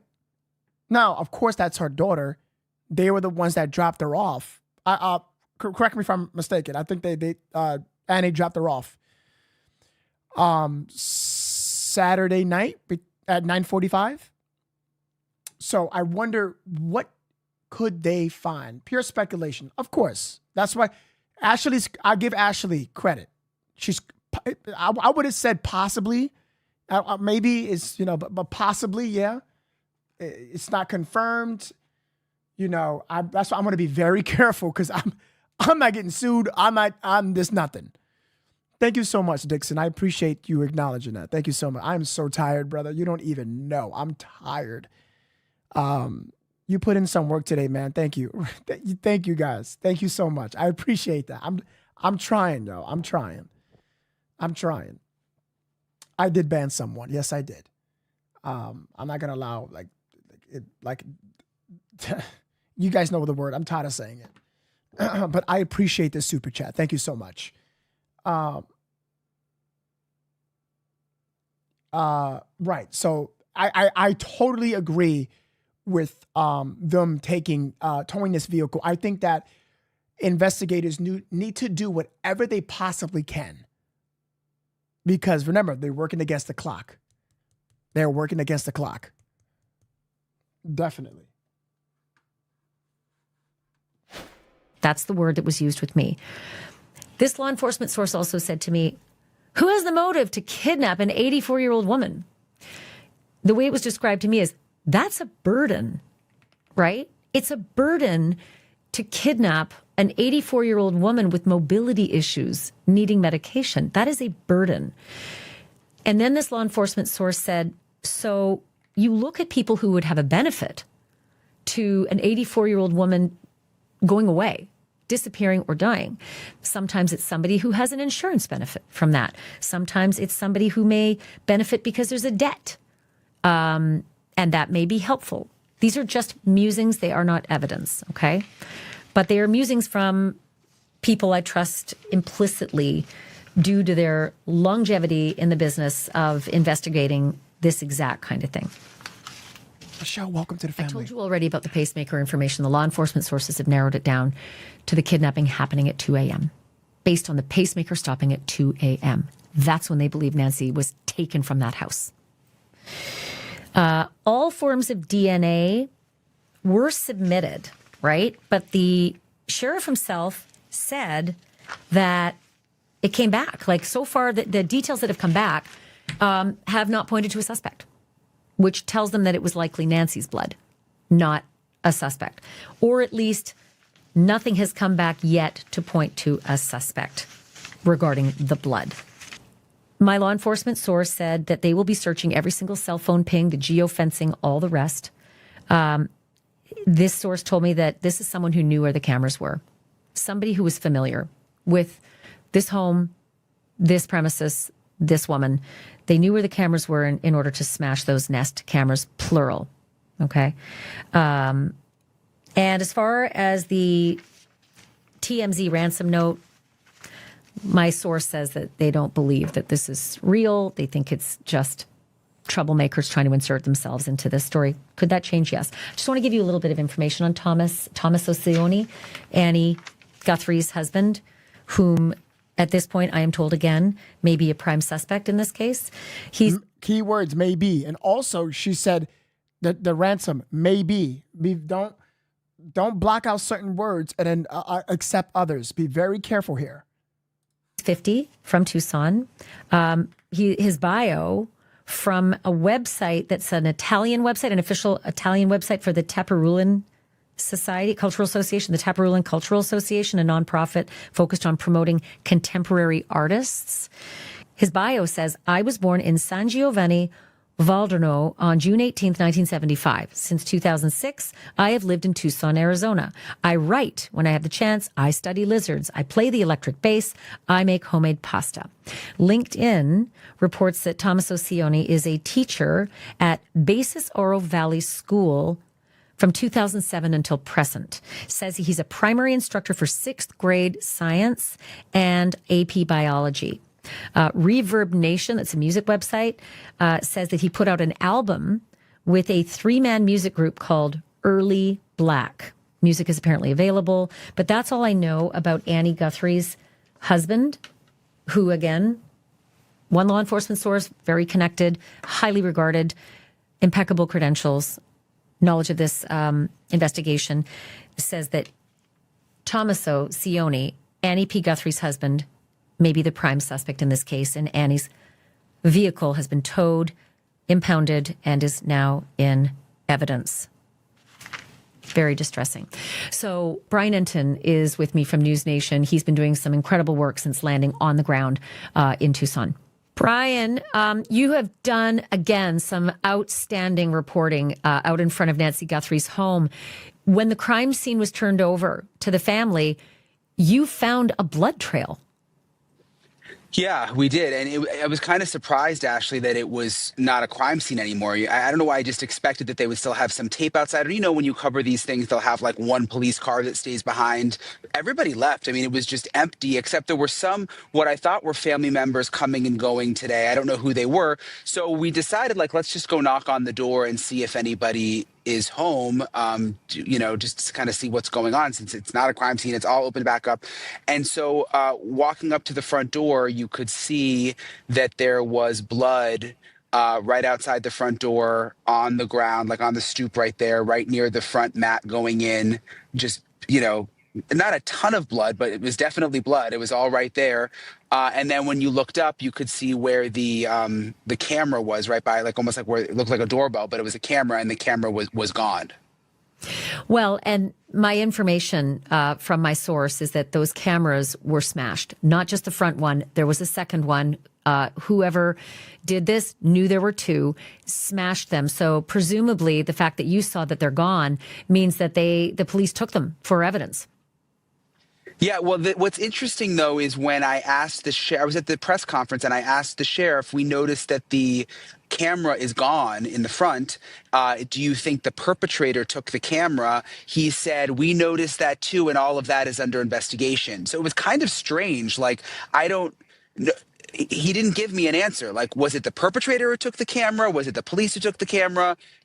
But he acknowledged that they also noticed that the camera was gone. I think he's having to answer in real time to, you know, investigative information and evidence that he doesn't want out there, probably, and having to, you know, tap dance in front of live cameras, which is really hard. I mean, this is a small place. Tucson has barely had, you know, massive crime. I think one of the biggest things was Gabby Giffords, like, 15, 20 years ago. So this is a lot. This is a big crime for them to process, and the media attention is sort of stifling. You know, it's really, really hard. Let's just talk a little bit about that blood trail a little bit before we go more into the cameras. But You find the blood trail at the front door. The front door is closed. At least it is now. My law enforcement source has told me the back door was wide open, which sort of gives you just so many questions. Is that where the perpetrator came in? Is that where the perpetrator went out with Mrs. Guthrie? Did Mrs. Guthrie answer the front door at 2 a.m. and there was a pitched fight and that's why the blood is there? Because I think you mentioned the blood doesn't go further out along the stones to the driveway. Yeah, that's right. We looked and it was just in that area near the door. It's not like there were droplets that went out to where the driveway is or even in the driveway, which made me think, I mean, did they take Miss Guthrie out the front? And like you said, the back door being open, maybe they came in the back and took her out the front and into a car. And maybe that's why the blood just stopped right there. We just don't know. I will tell you this in my half-hour-long conversation with the sheriff last night. I said, so you think that perhaps when you say Mrs. Guthrie was taken out of that home, she did not walk out of that home, are you telling me she was carried over the threshold of the front door? And he said, I did not say the front door. So that was a clue to me. Mm-hmm. Wait, okay, not the front door. And then I learned today. I was going to say that she learned today that the back door was the one that was wide open. So the cameras being smashed, cameras. He didn't say the front door, but yet it had blood. What do you think, Chad? Is that to throw us off? To throw investigators off? Right? I mean, we know this is premeditated. This is thought out very carefully. You know, if you was to really think about it, why is there a small blood trail at the crack of where the door opens? It goes in a line, but then it just stops. Like blood stops. There's not blood smeared on the door, on the side, on the opening. Nowhere on the rocks on the roadway when you come in. Blood just completely just stops. Because if I know I got cut, I will hold it and have some drips over while going to the sink, while going to get a bandage. But it just stops right there. Right? But then the back door's open. But then the inside of the house, there was a tussle. Is that also to throw us off? Because everything is just left. Her medication's left home, but is that intentional? Because they knew what type of medication she was on? Remember what the audio said. She has a heart condition.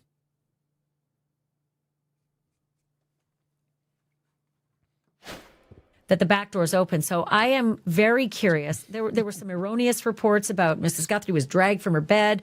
The sheriff actually put out a statement saying that is not what I said. So at this point, the sheriff was walking back anybody who reported she was dragged from her bed. We don't know if the bedroom was, the epicenter of this crime yet. We don't know if there's ding dong, ding dong, ding dong, and Mrs. Guthrie comes down at 2 a.m. What's going on? And something happens at the front. But why then would the back door be wide open? It's very, very confounding. Why would the blood be in the front, but the back door's open? Or did they, like you said, come in the back door, go up to the bedroom, but then take her out the front? Yeah, and I'm just looking behind me because there's more cars in the driveway now. Step out of the way. You see that white Volvo, and then there's a truck. I think they've maybe brought security people in to just kind of keep an eye on the house. But one thing that you don't know until you're here, I didn't realize, is this isn't like a normal neighborhood, Ashley. It's right in the foothills. Every house, I would say, is on at least an acre, maybe 2, 3, or 4 acres. They're almost like little ranches. And it's pitch. I mean, we've got our lights on for, because we're doing our camera work, but it's pitch black out here. There is not one light out here. And it's a ways to the next house. So I'm just thinking if they came in through the back door, to take her out the back door, though, it's not like there'd be a little alley back there. I mean, there's like cactus. This is not, it's like kind of wild land out here. You know what I mean? Yeah. But whoever smashed the cameras maybe thought it would be an easier way to get in the back door to smash a camera without being seen, go in the back and then maybe smash the front camera from the inside of the house coming out. Who knows? I mean, but whoever it was, my law enforcement source said they knew there were those cameras and where they were in order to smash them. We're getting to that in a bit. But helicopters overhead while you were doing your live shot earlier today. Talk to me about that. Yeah, that kind of came out of nowhere. All of a sudden, there was a sheriff helicopter that got very, very low over the house with two men looking out and down. And my first thought was like, oh, sometimes they'll just kind of come by to come look real quick and then they'll leave. But they stayed for over an hour over the house and then across the street. And then in like kind of, again, it's almost like fields out here, but with a lot of cactuses in the vicinity of the house, very low, looking around. And then we saw a search and rescue truck out here, which we hadn't seen all day. So I don't know if there was kind of like, hey, we left some stone unturned and we just want to go back out and look one more time, or if there was a specific tip that came in, something specific that they were looking for. But it was very clear that they were looking for something. Because again, at first I thought like, oh, the helicopter's doing a pass. The sheriff's office just wants to show that they're keeping an eye on the area. But no, they were searching for something. Yeah, and I think Jennifer Koffendorfer mentioned they might have gotten called a tip, and they were out trying to find whatever it was they thought might be within the vicinity of the house. Or maybe they thought whoever took her couldn't manage for too long. And maybe there was something in the wilds. Like you said, it's pretty rural out there. The other thing that's upsetting, and I don't want to think this, is that if you're going to leave a body somewhere, there are so many wild animals in that area at night. It's very, very hard to keep the integrity of a potential body, if there is one, intact for a long time with all the wildlife. And let's hope that that's not the situation. The ransom notes, let's talk a little bit about that. One to TMZ that was detailed about what she was wearing, details inside the house, and then asking for Bitcoin. And another one to a local TV station. Let me see which one it is. I think it's KOLD TV in Tucson. KOLD, yeah. My law enforcement source says he's not putting a lot of stock in that. There's a lot of crazies out there that want to insert themselves. But what are you hearing from where you are? Yeah, so you mentioned with the TMZ note, we learned that in the note there were some specifics about what Nancy was wearing and then specifics about the inside of the house, but we don't know if those are true. I mean, like that was just coming from TMZ. We don't know if it actually, is going to check out with what she was actually wearing. Like TMZ got it. Like TMZ got that. And it was an email, by the way. In an email, right? Exactly. Yeah. But is it just some lunatic who's going to be traced and charged? That, and also the sheriff said that they don't know what she was wearing. So how could Correct. Anyway, that's part of the idea here is that emails can be traced. Yeah, they can be traced. I don't know. I think the whole thing is a little weird. Like, why would the kidnapper reach out to TMZ? And then I noticed that TMZ, Harvey Levin, was saying they were having a hard time getting in touch with the sheriff initially, which I just found to be kind of strange if the sheriff was taking it that seriously. But the sheriff's office did put out a statement later acknowledging these and saying that they were investigating. Yeah, there it is. And when I was at the press conference earlier, we asked, have there been any ransom notes? And I thought it was interesting. Again, the sheriff didn't answer the question. He just said, we're looking into every. And yesterday he was much more open, Ashley. I mean, you had him on your podcast. He was all over the place. He was answering every question. He was kind of like hard to follow it sometimes. I'm like, he was talking about his gut feeling about things. And I'm like, is it really what he's saying actually factor? Anyway, but today he was much, much more careful. Yeah. And obviously, like I said before, they're a little bit new at this. I mean, they don't get this kind of stuff going on in this rural area in Pima County. But, upsetting just to think that somebody, if it's true, may be trying to insert themselves. Let's get to some of the other breaking stuff that my source told me that's just kind of blood curdling, that they did indeed find blood inside the house. You found the blood outside the house. The confirmation from my law enforcement we knew sources that already, there was Chad. blood inside the house as well, and that they have towed Annie Guthrie's car. Annie Guthrie being Savannah Guthrie's sister and the last person to have dropped Mrs. Guthrie off at 9:45 the night before, but that they have towed and impounded her car into evidence. That is sort of the ground shook when I learned that. That's interesting because we had heard that the FBI was at the sister's house, the Savannah sister's house, earlier tonight. I hadn't heard the towing of the car, and I just kind of assumed like they were over there talking to them, trying to get more information about, what was going on in Nancy's life in the days up to this. But yeah, the towing of the car, I'm trying to sort of wrap my mind around the reasons that they may have done that. I mean, I guess I can understand. I'm trying to think of all the reasons why it's not a big deal. And right. It's the last person to have seen Nancy Guthrie. My law enforcement source says, who takes an 84-year-old woman with limited mobility? It's a burden for the kidnapper to do so unless someone has a vested interest in gaining something from it, like insurance benefits or a family debt that needs paid off, anything like that. This was just the musings, not the evidence of this investigator. But the other sort of earth-shattering information that this source told me is that Nancy Guthrie's son-in-law, Annie's husband, Thomas Ocioni, is now maybe considered the prime suspect in this case. Wow. Yeah. So I haven't heard the most, like I said, the most I heard was that the FBI was at their house earlier today. I haven't heard that at all. I don't know much about them. I mean, I think they were the last ones with her, right? On Friday night. Two reports, that Annie dropped her off or that Annie and Tomaso dropped her off. It's a little unclear, but this law enforcement source it is actually unclear. I agree with Ashley because it again, this is why when I say things, you guys are like, oh, we know, I think you got it wrong, because it said in this video that one people, when I'm in the same boat with Ashley, every time that we journalists report things, we get different answers. So that's what we're saying, it just depends. So what I can say is that on that part, she is correct. They, or maybe just Annie, dropped her off at 9:45. They were the last individuals, if not Annie's alone, the last individuals to see Nancy. Now, with all that being said, shocked to say that they told the vehicle? I'm not.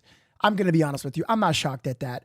They want to do a thorough investigation to see the primary circle, the family. I mean, they live close, right? More than what Savannah is. Savannah flew in and was like worried, like, what's going on? But they live close. So they need to do this investigation first. Now, I'm going to tell you guys something. I can't control your life, your fingers, but I don't suggest you go ahead and find their Facebook, their social medias. Please, her partner and her, don't do that. Don't go in and message and go to their YouTube, Facebook, write messages on their wall. Don't be those individuals, because this is not a definite. This is not for sure. Now, I'm not saying that they didn't do this. What I am saying is, don't be a fool to go on their social media and go with the flow like other people without actually knowing for sure, right? Right? We want to be correct here. We don't want to assume. We don't want to do that, especially some of the comments that I've seen. You don't want to do that. Don't be part of that group. We want to be very certain. Yes, this is breaking news. We're hearing this about it. Even Brian was like, oh, I didn't hear about that. And he's there. So let's take our time and tread softly on this. You don't want to falsely accuse someone. You don't want to be part of that group. I'm not even doing that. So let's see where this takes us, right?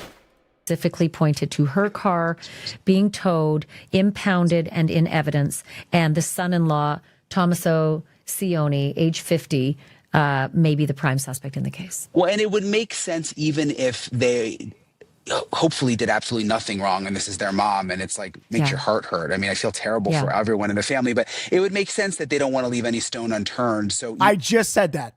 It would make sense they don't want to leave any stone unturned, indicating they want to do a thorough check on everyone because time is against them. Whether they did it or not, we don't know. We do not know. Even if investigators are thinking like, Arizona, we don't think these people had anything to do with it, but the fact that they were the last professional, ones with please her, stop spamming. You're going to get banned. Please stop, please. Like maybe they're just going to check everything regardless. And that, my source said there's a lot of familiarity. This kidnapper had a lot of familiarity with this home, with the 2 different Nest cams that were smashed. And, that they said an 84-year-old woman with limited mobility is not an easy person to kidnap. There has to be a benefit in some way. Here's what I am going to say. If 2 cameras are smashed, that's not too much there's nothing familiar about that. If I go to a house and I see a camera in the front door, I smash that one. One in the back, I smash that one. I don't think there's anything familiar about that. Respectfully, I'm not going to agree with that. It would be familiar if she had multiple cameras and all 4 were smashed. Then I'd be like, someone who came to this residence knew exactly where those cameras were. Or they probably just asked Nancy, where are the cameras? Show me where the cameras, tell me where the cameras. I mean, there's blood on the floor, right? I mean, if they was, if you know, her daughter and Sony, like, you know, it would take a lot for someone to cut. Like, would you cut your own mother? Or would her husband do that? You understand? Now, again, I'm not here to say that they didn't do it. Truthfully, I don't know. It's a mystery. Messy, but this is a mystery here. But 2 cameras, you know, you can see that right outside the door. About a break-in. No, you've caught me breaking into your house. Now you've seen me. Well, you don't typically kill someone and take the body or take the live person with you. That's not usually how a burglary that's foiled ends. It's far more complicated and odd. The mystery is more. It just takes you in a different direction. Your thoughts, anyway. The other thing is that my source said they are obviously looking at all cell phone pings and geofencing. To find out what was in that neighborhood. This is the kind of thing that, you know, trips up just about anybody. It may have tripped up Dr. Michael McKee in the Tepe murders. He left his phone in the hospital, but the car was seen. You know, Brian Koberger shuts his phone off right as he's leaving and puts his phone back on right as he's returning home, right around the times of the murders. These are things that some people just don't think about. Yeah, and it's not just phones. I was talking to a FBI agent who just retired actually from this area earlier, and he was reminding me that, you know, it's iPads, it's like all sorts, it's iWatch, it's all sorts of electronics now, that can track you. And he was emphasizing to me that is the number one thing that the FBI is doing right now, and that they can literally like narrow it down in such a way through the cell phone towers to who was right in this area, and then try to follow that device. And he thinks that's really what's going on behind the scenes right now. And there's also just like questions about, do they have a suspect that we just don't know about? I mean, I was thinking back to Brian Koberger earlier when you and I were talking every night, and it was like, gosh, these police, they don't seem like they know anything. And then come to find out they knew a lot. Exactly. You know, do they just have their poker face on in these press conferences, and they actually know a lot?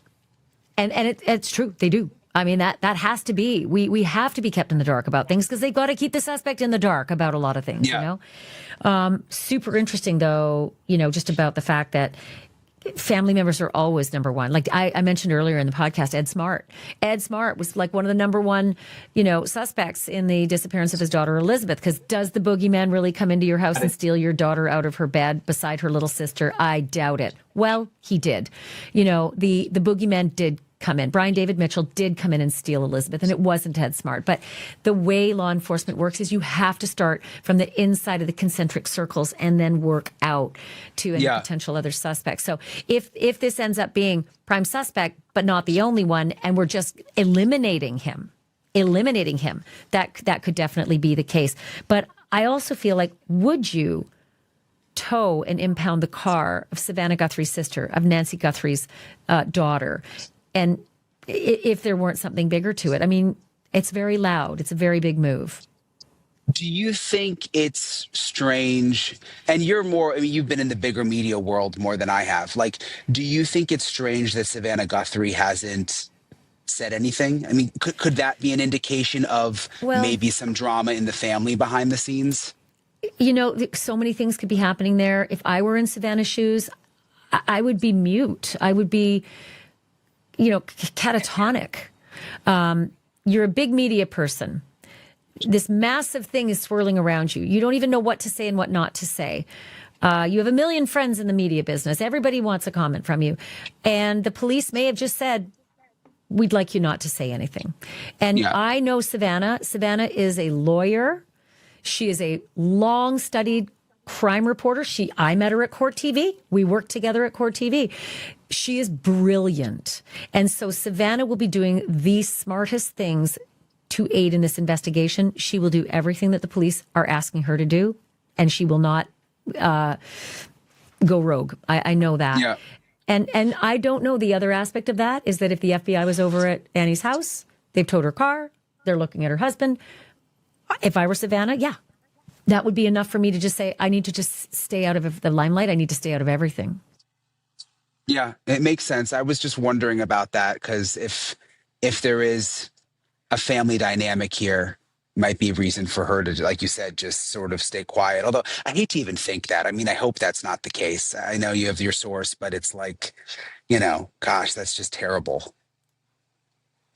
I was interviewing Ed Smart and Lois and having to ask them about that. It was awful and so awkward and so uncomfortable. But I do understand it's how law enforcement has to work. They can't ignore that or they wouldn't be doing their jobs. What about the neighbors? Have you heard from anybody out there? Yeah, we've talked to several neighbors. People loved Nancy. We're hearing a lot of that. I mean, she lived here since the early 90s. I think 1992 is when she moved in, which a lot of people were saying, oh, Savannah probably bought her the house. It's a really nice house. I mean, apparently not, because she's lived here for a long time. So a lot of people know her. And people are on edge about the whole thing. The police have been to all of the neighbors' houses. There was one neighbor who told me police had been there twice looking for videos. Yeah. So it seems like, we've done other stories where you show up and you're like kind of surprised, gosh, how are we the first ones here? That doesn't seem like the case here. People have been going to all the different neighbors' houses. There was one neighbor who told me that they were even trying to talk to the landscapers because there's a lot. I mean, they're really nice houses out here and there's a lot of like landscape crews and stuff. So they were talking to them because they kind of know the area. So yeah, people have been cooperating with the police for sure. Well, I remember a case, Nancy Woodrum in Paso Robles, California, well over a decade ago. Elderly woman disappeared from her home.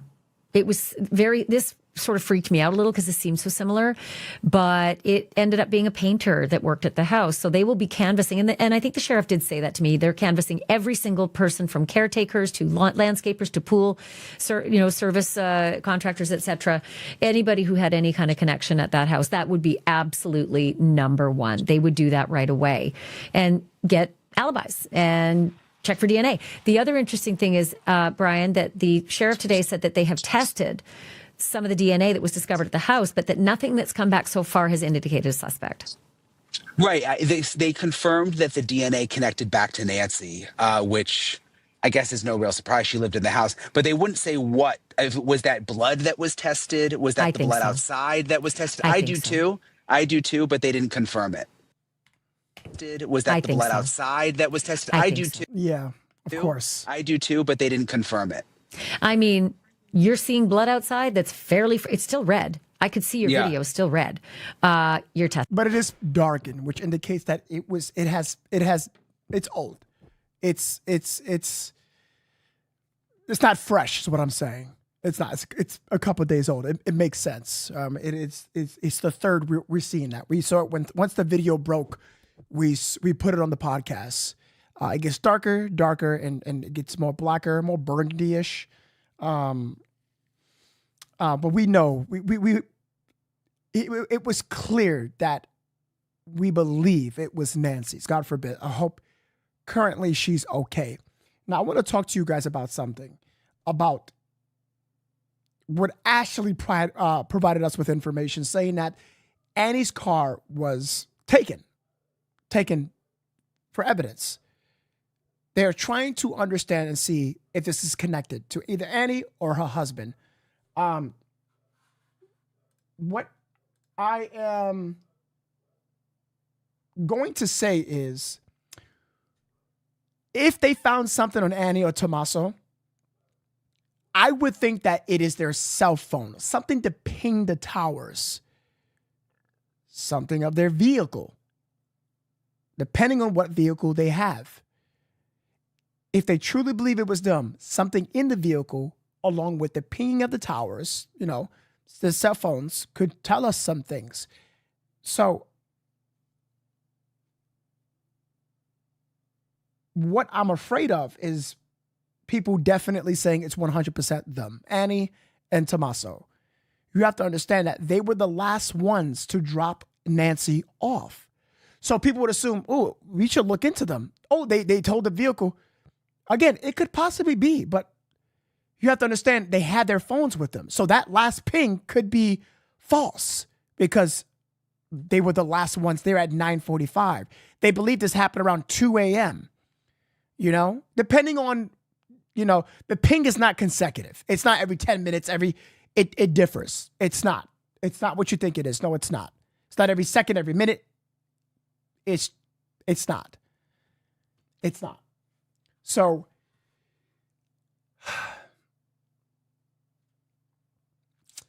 this is pretty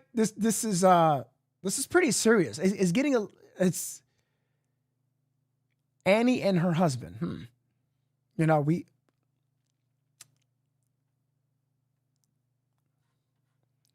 That is pretty serious. Let's finish this up. Guys, if you're just tuning in, do me a big favor. Hit the like button, hit subscribe. I would appreciate that. We cover true crime, breaking life coverage, and trending topics. I would appreciate that. Wow, guys, we hit 1,003. Round of applause. You guys are amazing. I appreciate you guys for hitting the like button and for hitting the subscribe button. So thank you so much. Thank you. We work hard on this channel. We really do. What I am going to say is,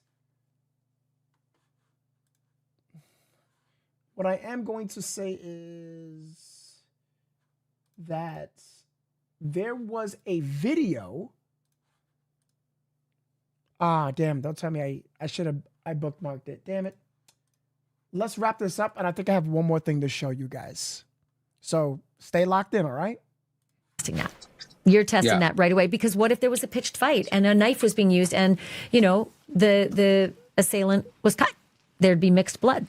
So that would be the first thing but it was devastating to hear that so far nothing's come back, indicating a suspect. This is going to be a hard one. This will be a really, really hard one. Like you said, it's so dark out there and so rural, and it's not like a lot of ring cameras and license plate readers are going to lead to whatever vehicle, and I do say vehicle. Nancy Guthrie couldn't move more than 50 yards on her own. She needed to be conveyed in some kind of a vehicle. I wonder if they already have a vehicle description, because with the FBI being involved so early, and there are traffic cameras out like on the main road out here, and they're just not giving it to us at this point for a specific reason. I wouldn't doubt it. I mean, they're going to look at every single vehicle that was in that area and find out who they were, where they were, who they were with. That's not tricky. That's what led us to Dr. Michael McKee in the Tepe murders. Yeah. What am I missing? I think you covered it pretty well. I mean, we hit the ransom. The blood is really alarming. The cameras, which you had new information on. I don't know if you caught the press conference, Ashley. I did. It was a little strange. I mean, there was not a lot of new information. Literally the worst. This press conference. Oh my gosh. You guys were not joking.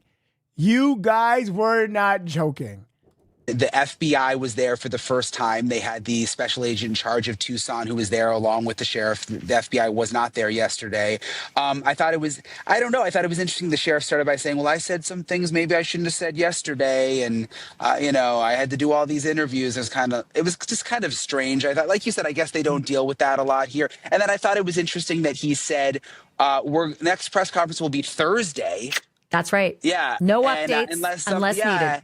Correct. And I was just like, okay, kind of like nothing to see here, everybody. It's just a little odd, I thought. You know what? I thought it was strange when he said no updates until Thursday unless and until something happens. And then when I got my information from my law enforcement source, I thought, maybe it's because you do have your prime suspect.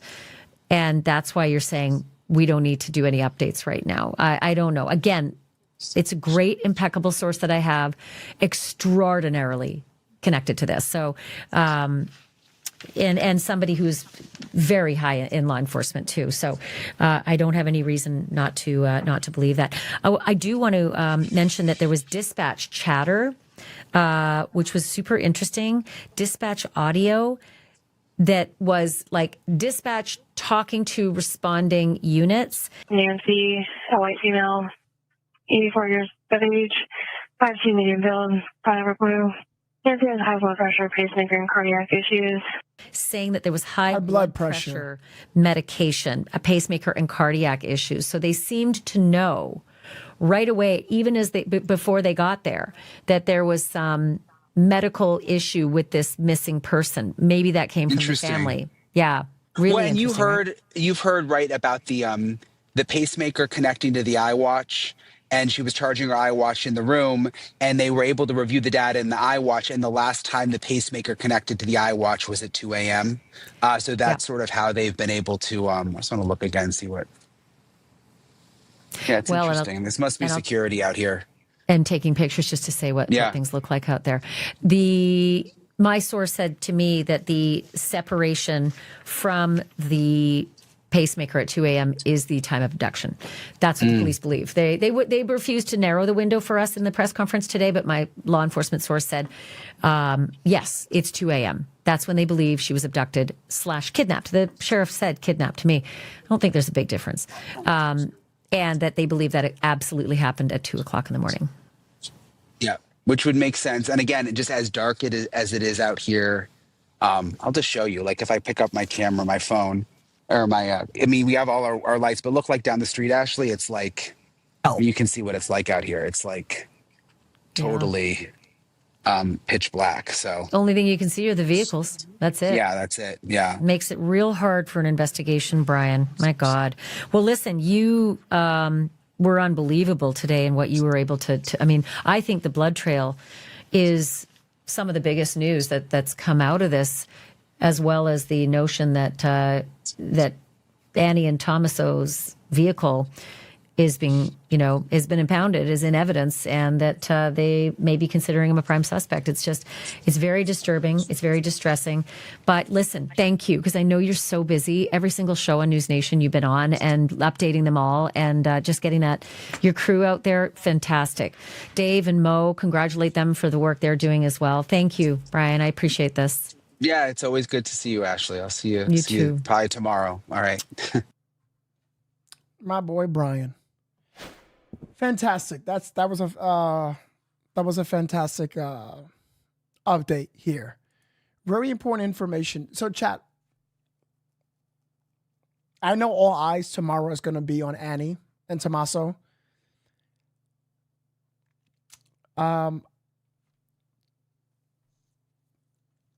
They had some information already.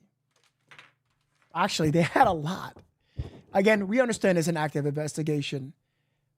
But tomorrow, what comes tomorrow? Will there be a now prime suspect? I mean, this information is out now. You guys think so? Will we have an arrest tomorrow? Ooh. What did they find to connect either Annie or Tommaso? Even if they are suspects, we don't know that. We don't know that. But let's just say if they were, what would connect them to this? Cell phone? Somebody picked their vehicle up from a car? From a camera, excuse me. Tired, guys, very tired. What connected them? Nancy's blood? Even blood in the house? That's not good.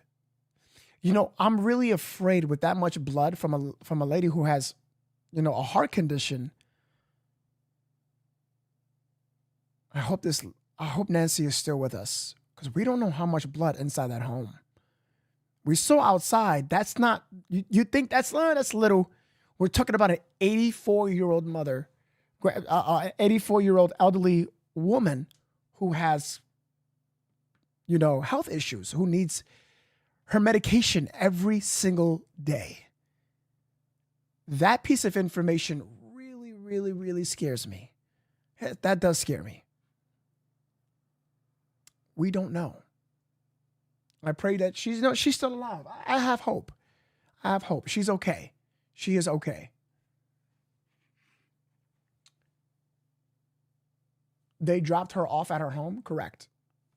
Around 9:45. They were the last people on the 31st.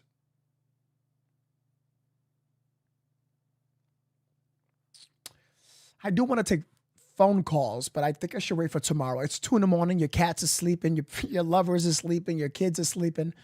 We'll take calls tomorrow. I did it today, which was very successful, by the way. Well, 2 people didn't get their mics on. Bro, tomorrow, y'all better get ready. You guys better lock in. We're going to have an early podcast because after this development, according to Ashley sources, I want to tread carefully here because I know I'm not going to be assuming. I just want to be very careful. No, I'm not saying I don't trust Ashley's sources. She's a phenomenal host and reporter, but I'd rather be careful because them taking this vehicle, that doesn't mean, they're guilty. You gotta be careful here. Yes, they were the last ones, but that doesn't mean they did it. I'm not saying again that they did not do it, but just because someone dropped them off, that doesn't mean that they, you know what I'm saying? I'm going to be careful. I'm going to be careful. You are just being careful. Absolutely. Absolutely. I mean, it's never good to assume. Even Brian said that, I know her sources, but, I think tomorrow we're going to find a development in this case because it's the urgency, ladies and gentlemen. It's the urgency. We need to get her back. And they're working around the clock. You think that they're stopping, sleeping, taking a break? No. They're working every single minute of the day, every day. And my credit goes to law enforcement on that one. Very good. Corny. Did they catch a suspect? No, we're learning information about the suspect. We just finished a video. I recommend you watch this from the beginning and you can see what we learned.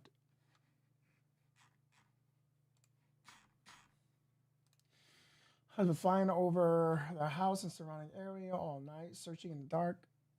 It's all on tracker. That's good intel. Thank you for letting me know that, General Genovi. I mean, they don't want to stop at possible suspects. They want to get the suspect, which I can see why this is happening. General Genovi, very good job.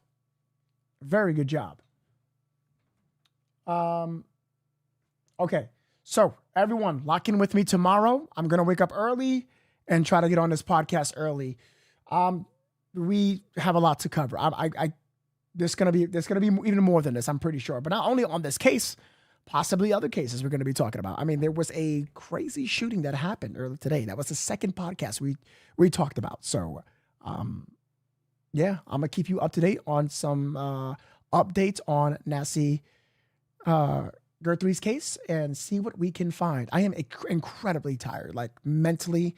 I'm not there. I'm not gonna lie to you guys. I have worked all day with this podcast, and I'm just like so out of it.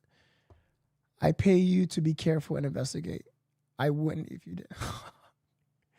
Finger, I love you. That you don't have to do that. And somebody sent me a $10 Cashapp with the most beautiful message when I got off stream. And I just want to, you know who you are. I just want to thank you for that Cashapp message. Just thank you for that beautiful message. That means a lot to me. You don't have to send Cashapp or Venmo donos, you know that. But right there, like your super chats and those messages mean so much to me because I open that and it's just face value. I look at it, I'm like, damn, like, even through text, you guys mean the world to me. This is all I do every single day. I have no life. I dedicate my life to doing this for you. And I just want to say thank you from the bottom of my heart. Whether you like me or you don't, just thank you. My real ones, my members, my subscribers, thank you, thank you, thank you. This is what I created this so we can work together and come up with something. I hear everyone out, every single one of you. And you do a damn good job, not me. I'm going to get some rest. So again, I ask you guys for the last time, if you haven't liked, this is the perfect time to do so. Please hit the subscribe. If you are brand new, if you watch true crime, break your life coverage, we cover other things like pursuit chases, car chases. We watch that. We dwell on that. I was actually going to watch what happened in the Philippines, that massive fire. Insane. 1,000 acres, 10,000 acres. I have no idea. Insane. But I was like, I'm going to call it. I'm pretty tired. And tomorrow, I have a feeling there's going to be something tomorrow. For sure. I appreciate you guys. Thank you. No, I thank you. Thank you very much. Thank you. All right, guys. I love you guys. Thank you so much for watching. And like always, please do good and die great. And I'll see you on the next one.